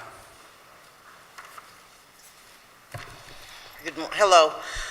I am Bernadette Tanksley, a member of the the Oak Lane Community Action Association registered community organization that serves East Oak Lane, which is situated on the northern border between the city and Cheltenham Township on the north. Godfrey Avenue on the south, Broad Street on the west, and 5th Street on the east. I'm here today to show you my support for Bill number 170335, introduced by Councilwoman Sherelle Parker. Our RCO has been in existence since the RCO legislation was first implemented. The range of information provided to the RCO from the city and the applicant has varied from a statement of 3 lines or less that reflects little thought or preparation to full documentation and slide presentations. As the community attempts to review applications, it becomes clear that at the very least, an informed recommendation requires significantly more than is currently required. The proposed form addresses an extensive array of highly relevant information. It alerts applicants to items that deserve consideration, such as job creation, community impact, and community benefit or detriment. As proposed, the city would not require it for small-scale projects. It is hard to understand why the city would choose to continue the RCO process without a mechanism for sharing this kind of information with the community reviewing the application. As indicated, the form would only be required for larger projects. It recognizes that some information may not be known at the time of the application. Meanwhile, the form would provide a major support to RCOs attempting to present appropriate information during the community review process. I want to thank Councilwoman Parker for her leadership and engagement in our community. You asked for feedback from RCOs while you were drafting the legislation, and we appreciate you for providing an opportunity for us to be heard. I also want to thank the bill sponsors, Councilwoman Maria Sanchez and Blondell Reynolds Brown, Chairman Bill Greenlee, and all members of the Rules Committee for supporting this bill. I hope City Council will pass this bill and make it law. If you do it, as a bold step toward making sure that all Philadelphians, regardless of their zip code, have access to the information they need to build strong, sustainable communities. Thank you, Council President Clarke. Joe Danahill, commenting on 170449 and 170205. Morning. This is an official decree of the people, and writ mandamus quo warranto, and as such requires an immediate action remedy. This council continues every week to authorize private property be given to the RDA, Land Bank, and other public agencies. If the people are clearly designated beneficiaries of the Constitution and government is by the people, why has government refused to investigate and provide immediate remedy, appearing to violate oath of office, Constitution, and rule of law? Violation of God-given 42 U.S.C. 1982 property rights appears to violate Miranda v. Arizona. Where rights secured by a Constitution are involved, there can be no rulemaking or legislation which would abrogate them.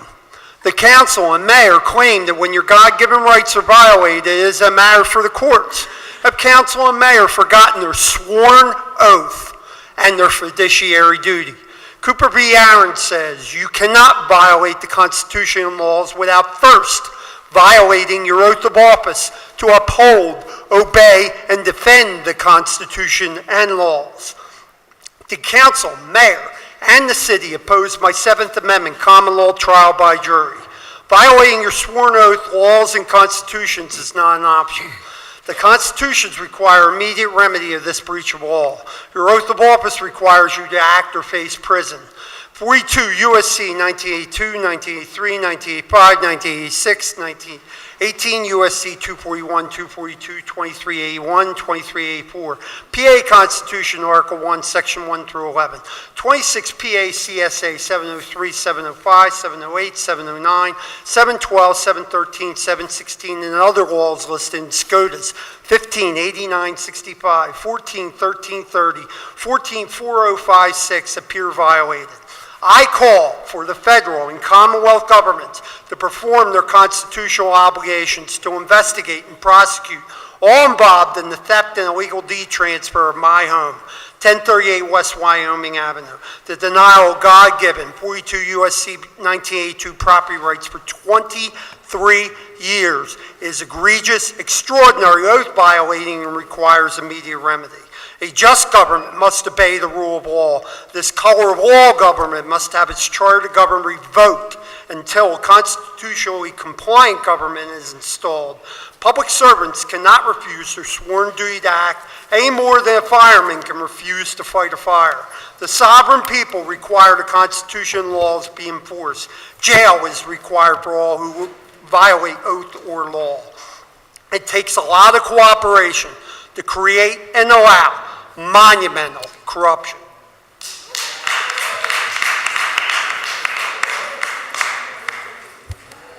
Bob Burge.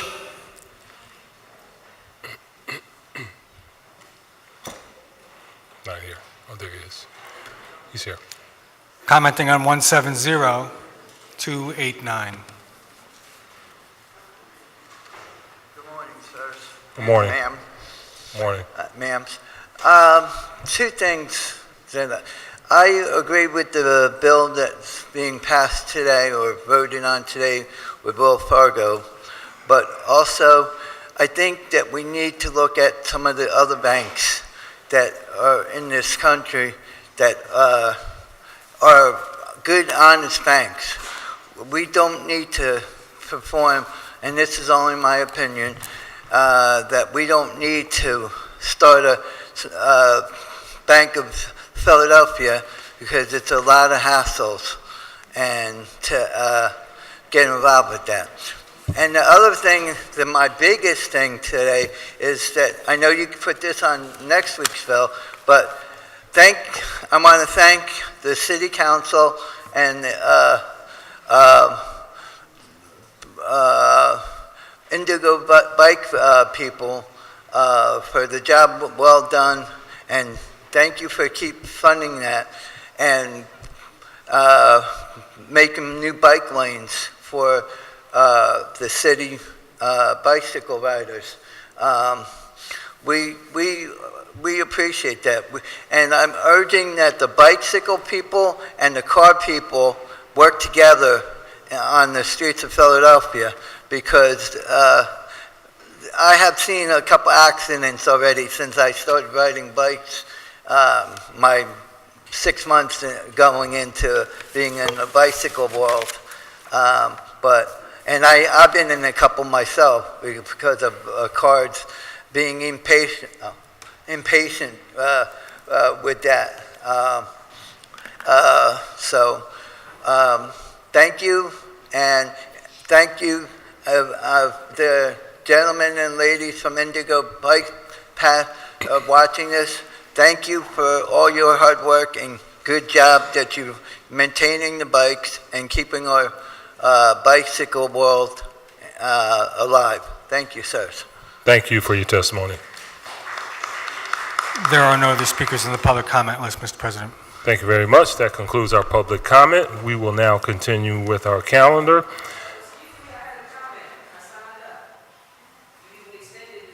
You sign up? Oh, what's your name? Just state your name for the record, ma'am. Yes, my name is Trine Smith.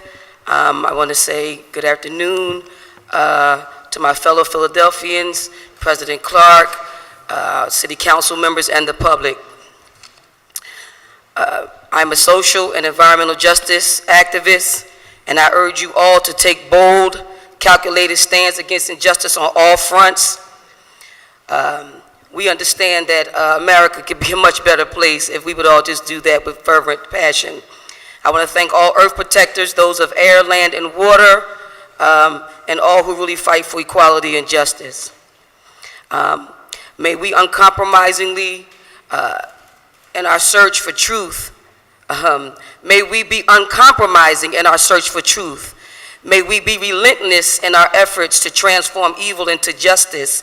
May we learn to imagine ourselves as healing, as thriving through the future, and as creating new ways through the complexities of our times, so that we are constantly reminded of our power and of our need to constantly evolve with life. Brightest blessings to all who will do, and may those contrary be damned. This is a testimony from Dr. Elizabeth Ellis in favor of Bills 107-3300 and 107-32900, May 11, 2017. Since all Wall Street banks engage in the same harmful and predatory practices, the only real remedy is to establish a public bank for the city of Philadelphia. The only ethical action for the city council is to refuse to invest in either Citizens or Wells Fargo. We must protect Philadelphians from predatory lending practices and exploitive management of our education funds, but we must also be accountable to Native people and America's most vulnerable communities across the nation. Liz went on to say, as a citizen of Philadelphia, as well as a citizen of the Peoria tribe of Indians of Oklahoma, it is encouraging to hear that the plans to move our city money out of Wells Fargo, but Citibank is not a solution. Both Citizens and Wells Fargo was among the top funders of the Dakota Access Pipeline. The construction of the Dakota Access Pipeline is not only environmental disastrous as it impacts drinking water of 18 million Americans, but it also clearly violates native sovereignty. With funding from both Citizens and Wells Fargo, Energy Transfer Partners violated federal treaties, including the Fort Laramie Treaty of 1868, broke legal precedent as the Supreme Court guaranteed Indian nations water rights in their territories in 1908, and circumvented federal regulatory procedures designed to protect Americans and all the environment that we all share. By investing in Wells Fargo and Citizens Philadelphia, Philadelphia taxpayers are thereby financing the violent and illegal assault on Native bodies and territories and directly supporting regulatory capture in North Dakota. I urge you to follow and lead the city councils of Seattle, Santa Monica, and neighbors in East Orange County, New Jersey, and to reject both of these banks. Thank you. Thank you for your testimony, ma'am. That concludes our public comment for today. We will now, Chair recognizes Councilman O'Neill. Thank you, Mr. President. As I mentioned to you earlier off the sidebar, I asked to be excused from the rest of the session and be recorded as voting aye on all bills and resolutions. Thank you. Thank you, Councilman. The record shall reflect.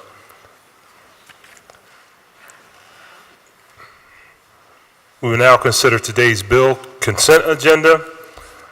I will ask the clerk to read the titles of all the bills on the consent agenda. After each title is read, any member may object to the inclusion of the bill on the consent agenda. Upon such an objection and without debate, the bill will be immediately removed from the consent agenda and placed on our regular final passage calendar. The clerk will now read the titles of the bills on the consent agenda. Mr. Decker. Bill number 170140A, entitled an ordinance to amend the Philadelphia zoning maps by changing the zoning designations of certain areas of land located within an area bounded by Girard Avenue, 9th Street, Brown Street, 8th Street, Spring Garden Street, and Broad Street. And bill number 160680, entitled an ordinance to amend the Philadelphia zoning maps by changing the zoning designations of certain areas of land located within an area bounded by Jackson Street, Broad Street, the Schuylkill Expressway, I-76, Vere Street, Passyunk Avenue, and 24th Street. And bill number 170194, entitled an ordinance to amend the Philadelphia zoning maps by changing the zoning designations of certain areas of land located within an area bounded by 29th Street, Sedgley Avenue, Ridge Avenue, and Glenwood Avenue.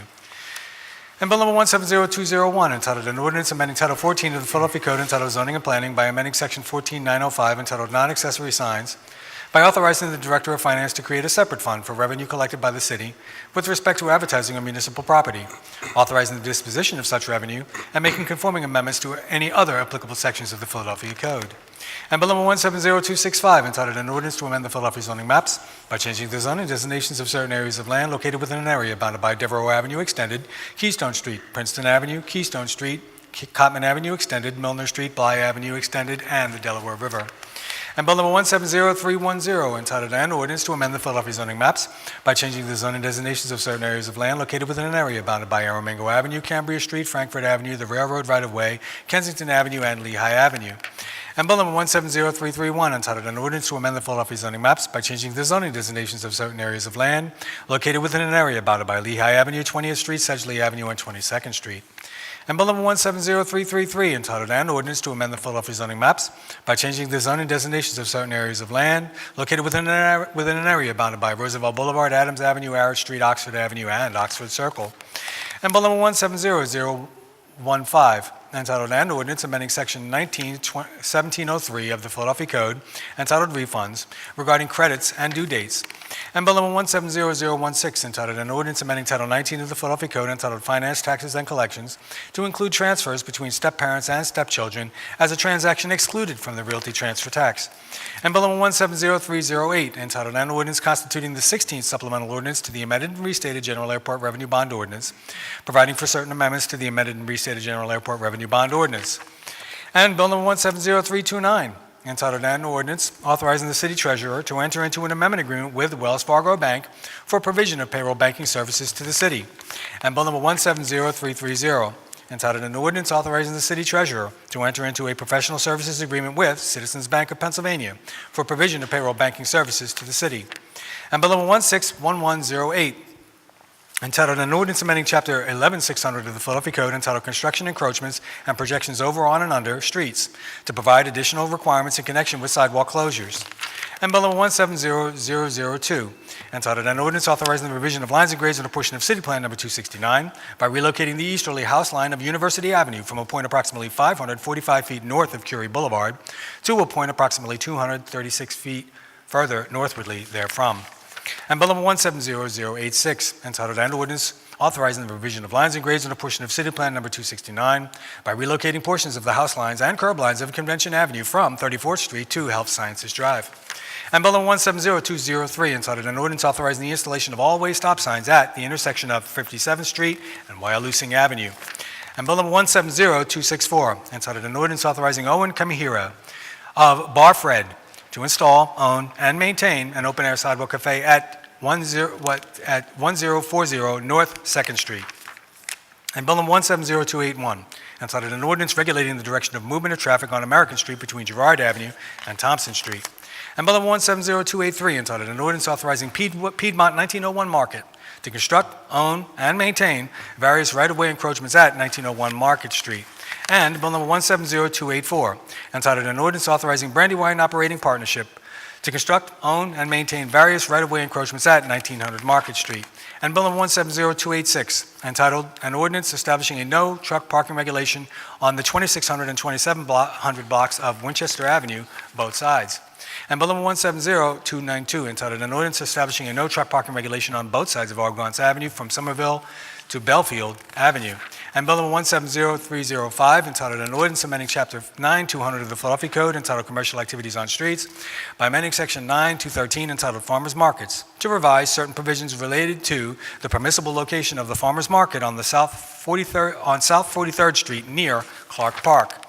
And Bill number 170311, entitled An Ordinance Amending Chapter 11600 of the Philadelphia Code, entitled Construction, Encroachments, and Projections Over, on, and Under Streets, by adding definitions for electric vehicle and electric vehicle charger, and authorizing a new category of encroachment for which building permits may be obtained, entitled Electric Vehicle Chargers. And Bill number 170336, entitled An Ordinance Amending Section 121131 of the Philadelphia Code, entitled Electric Vehicle Parking, to provide for a time limit on the moratorium on new electric vehicle parking spaces, all under certain terms and conditions. Thank you, Mr. Decker. These bills having been read on 2 different days, the question for each bill now is, shall the bill pass finally? The clerk will call the roll, and upon being called, each council member shall vote aye on each of the bills, nay on each of the bills, or indicate those bills for which the member is voting aye, and those bills for which the member is voting nay. Councilwoman Bass? Councilwoman Blackwell? Councilman Dom? Councilman Green? Councilman Greenlee? Councilwoman Gim? Councilman Henon? Councilman Johnson? Councilman Jones?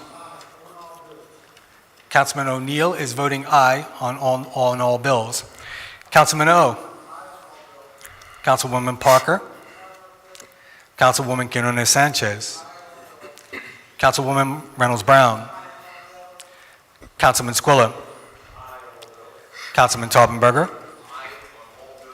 Council President Clarke? Aye on all bills. A majority of all members having voted in the affirmative for each of these bills, the bills on the consent agenda are passed.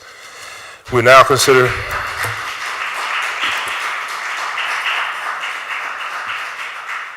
We will now consider the bills and resolutions on the regular second reading and final passage calendar.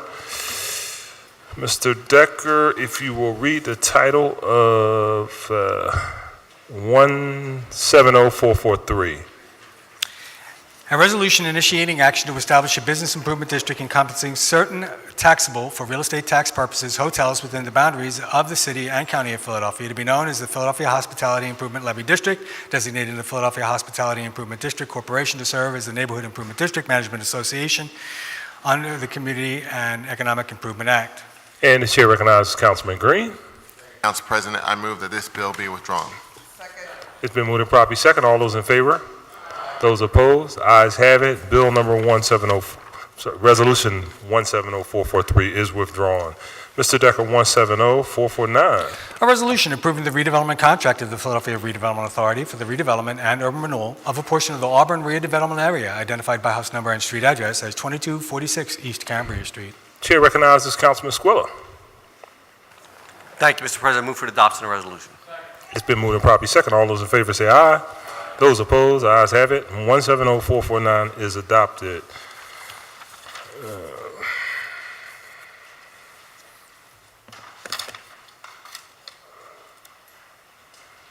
Mr. Decker, please read the title of 170335.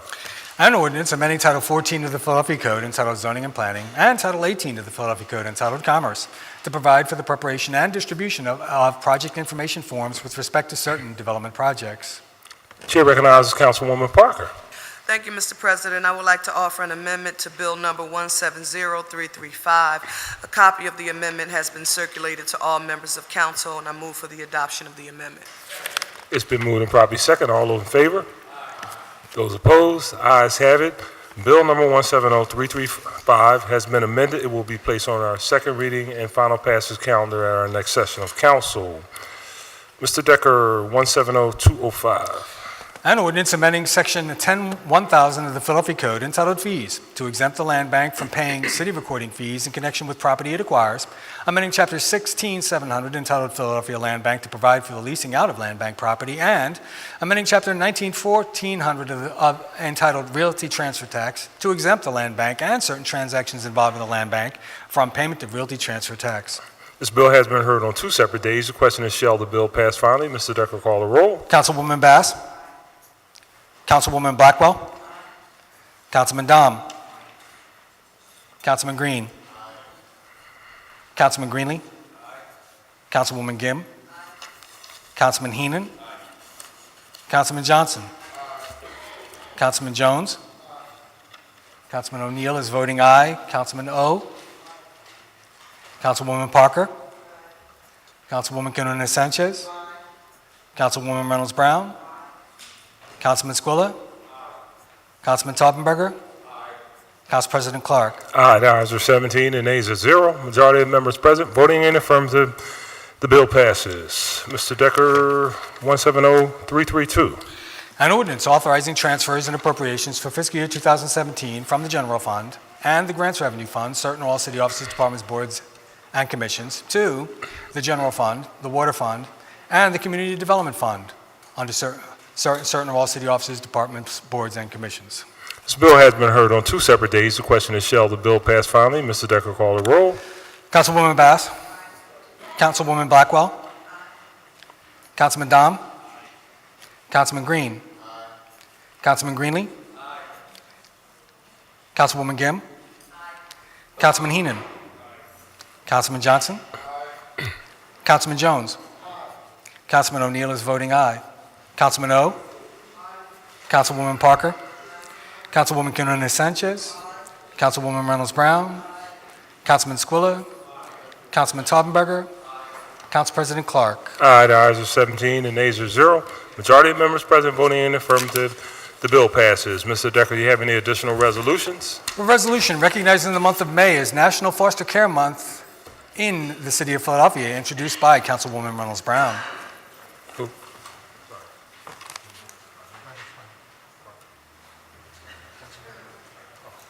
Couldn't hear you.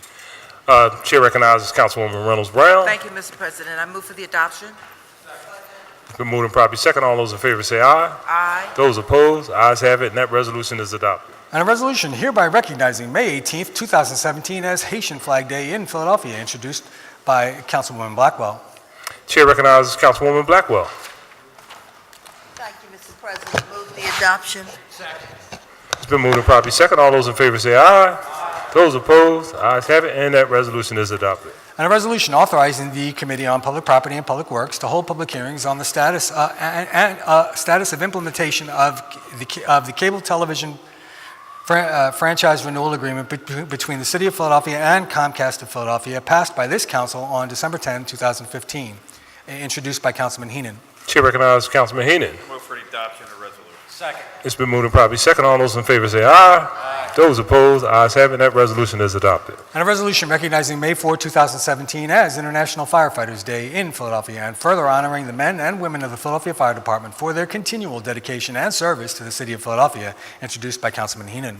Chair again recognizes Councilman Henon. I move for the adoption of the resolution. Second. It's been moved and properly second. All those in favor say aye. Those opposed, ayes have it, and that resolution is adopted. And a resolution recognizing and honoring Overbrook High School graduates Joyce Eli Bevins and Jean Lou Bevins for their recognition by the Cannes Film Festival for the short film My Dear Arthur, introduced by Councilman Jones. Chair recognizes Councilman Jones. Thank you. With Panther pride, I move for the adoption. It's been moved and properly seconded. All those in favor say aye. Aye. Those opposed, ayes have it, and that resolution is adopted. And a resolution honoring Principal Joanne Beaver of Philadelphia High School for the Creative and Performing Arts, a recipient of the 2017 Lindback Award, which recognizes distinguished principal leadership, introduced by Councilman Johnson. Chair recognizes Councilman Johnson. Council President, I move for the adoption of the resolution, please. It's been moved and properly second. All those in favor say aye. Those opposed, Ayes have it, and that resolution is adopted. And a resolution recognizing, honoring, and celebrating Sharon Lopez on being named the first Latina president of the Pennsylvania Bar Association, introduced by Councilwoman Quiñones-Sánchez. Chair recognizes Councilwoman Quiñones-Sánchez. Thank you, Mr. President. I move for its adoption. Been moved and properly second. All those in favor say aye. Those opposed, the ayes have it, and that resolution is adopted. And a resolution initiating action to establish a business improvement district encompassing certain existing and future hotel properties within the boundaries of the City of Philadelphia to be known as the Philadelphia Hospitality Improvement Levy District, designating Philadelphia Hospitality Improvement Levy District Corporation to serve as the Neighborhood Improvement District Management Association for the district, introduced by Councilman Green. Chair recognizes Councilman Green. Thank you, Council President. I move for the adoption of the resolution. It's been moved and properly second. All those in favor say aye.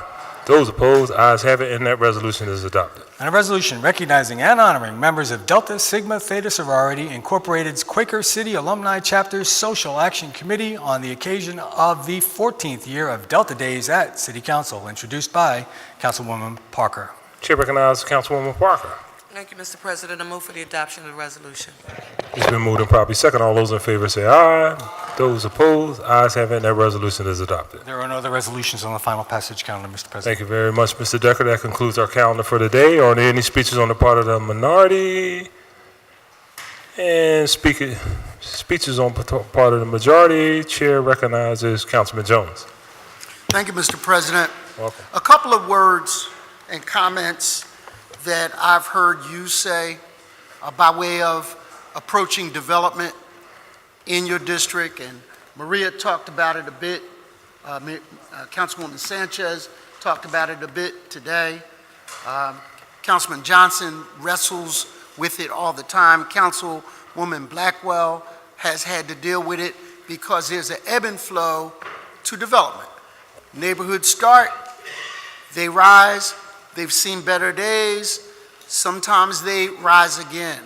But in that rising, all progress isn't forward for all people, meaning some people get crushed in the wake of that progress.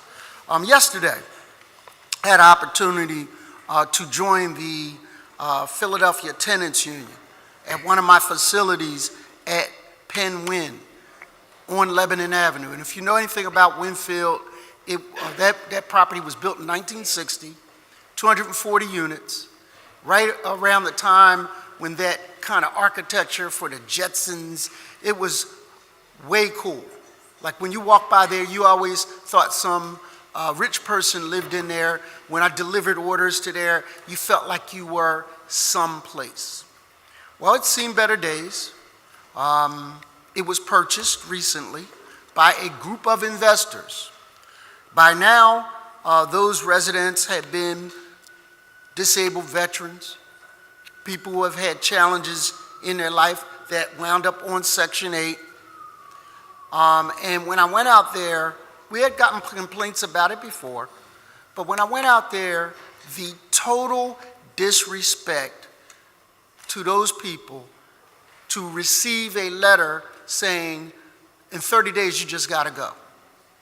Now, some of those people are newbies, had only been there 7 years. Some people had been there 20 years. One lady I met, 32 years. And as important as the longevity, paid her rent on time. Never had rowdy parties. Never had a reason, legitimate reason, to be evicted at all. Find themselves in the wake of that development, property values go up, investors see it, come in and say, oh well. Well, oh well isn't good enough. Oh well isn't good enough. I understand economic development. I've done development. I want to compete with you on shovels. I'll never catch up, but I can try. But what will not happen, what we cannot abide, is a disregard for humans. To be given a letter 2 weeks before the Christmas holidays and told you got 30 days and then you got to go is wrong. These are men and women who served our country. These are men and women who are taxpayers and only because of economic value are being displaced. and they're going to go somewhere, and we should be concerned about the process by which they do. So I want to challenge us. I'm pro-development. I've done my share of deals, but there has to be a rule and guide in how you treat tenants and how you do them. And so we're going to take this as a case example and try to look at similar patterns around the city, whether in the 1st District or the 5th, to see if there's a commonality of what is going on. And Philly is on the rise, but as they say about tides, all boats should rise with that tide. People shouldn't be drowned by it. Thank you, Mr. President. Thank you, Councilman. Chair recognizes Councilman Green. Thank you, Council President. Yesterday, during the school district testimony, we heard some good news. We were informed by our colleague, Councilman Parker, that Estelle Richmond had been confirmed to the SRC. We also heard some good news from Dr. Height that, in his testimony, that the school district is committed to negotiating a contract with the teachers union. And I'd like to remind my colleagues here today that approximately 1 year ago, we passed a resolution that urged the School Reform Commission, Superintendent Height, the School District of Philadelphia to actively negotiate a mutually agreeable new contract with the Philadelphia Federation of Teachers that provides adequate staffing of our schools, acknowledges the contribution and sacrifice of teachers and other staff, and respects both seniority and traditional payment structures like step pay. Now, just a few days ago, I believe the Philadelphia Federation of Teachers released a survey that highlighted the impact that this contract impasse has had on both students and teachers and the city. And in this survey they released, they also informed us that it's been 1,349 days since the teachers had a contract. From my perspective, I believe this impasse impacts not only the students, teachers, but our city as a whole. And as a son of a retired school teacher, I remember the challenging contract negotiations of the 80s.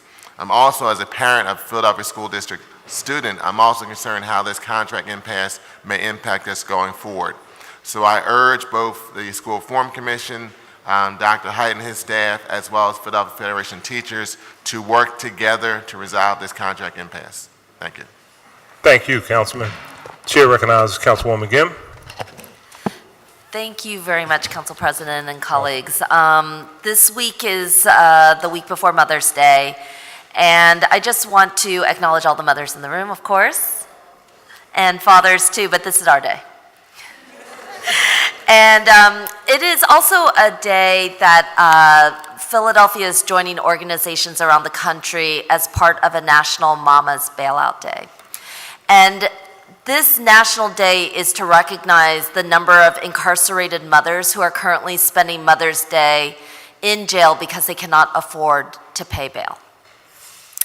Every day, an average of 700,000 people who have yet to be convicted of a crime are sitting in jails and separated from their families simply because they cannot afford to pay bail. Women held in local jails represent the fastest growing group of incarcerated people in the United States. Since 1970, the number of women in U.S. jails has increased by 14 times. And nearly 80% of women in jails are mothers. And without our support this Mother's Day, many women and mothers could be languishing in these cages, separated from their families and loved ones, simply because they cannot afford bail.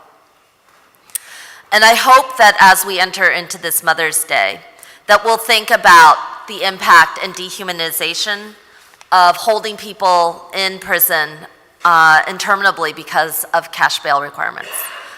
I believe, and I think the city believes, that we have to end this practice. Mother's Day is a reminder of the impact on the broader population, on women in particular, and in the families that suffer. So for those who are interested, the No 215 Jail Coalition is supporting a bailout and donations that they are raising to help with that. But more importantly, as we look ahead to the future, I hope that we will commit ourselves to making sure that practices like cash bail end in our city, and that we'll all work together to make that happen. Thank you. Thank you, Councilwoman. Chair recognizes Councilwoman Bass. Thank you, Mr. President. Welcome. You know, we had a number of schools who were represented today, Father Judge and also Masterman. And I wanted to acknowledge that we have some young people here from my district, from North Philadelphia. I know that you as well are from North Philadelphia, and wanted to recognize North Philadelphia's own Kinderton Elementary School. And if we could have our students from Kinderton stand up. guys. Stand up.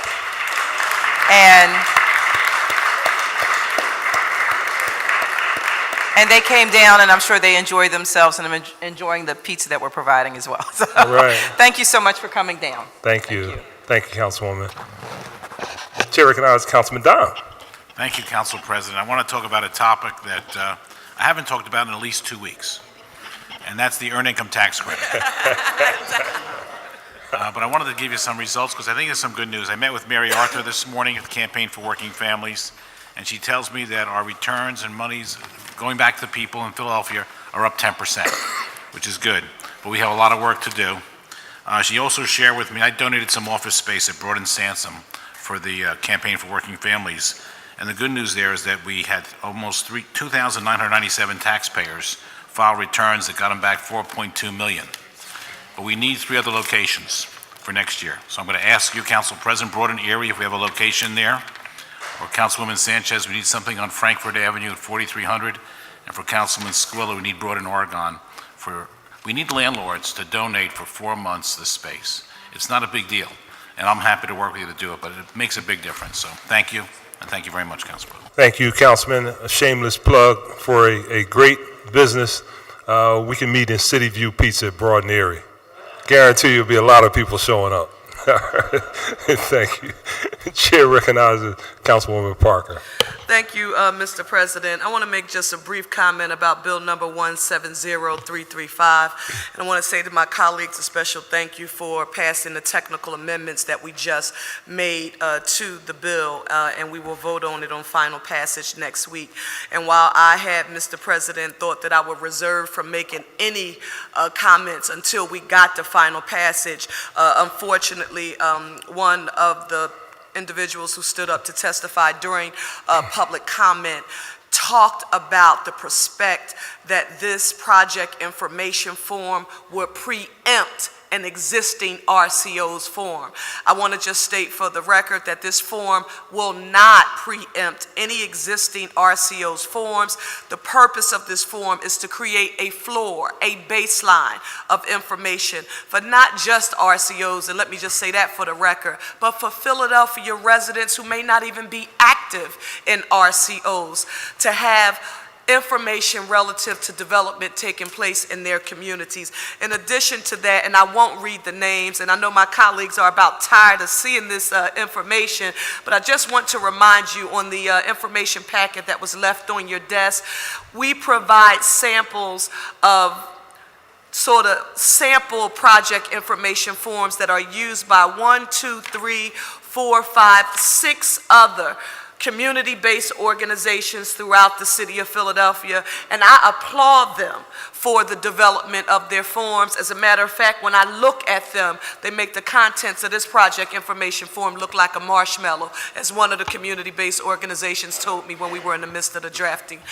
process. So thank you, Mr. President and colleagues. Thank you for your support. Thank you, Councilwoman. There being no additional speeches, the chair recognizes Councilwoman Reynolds Brown for a motion to adjourn. Yes, thank you, Mr. President. I move that City Council stand adjourned until Thursday, May 18th, 2017 at 10 a.m.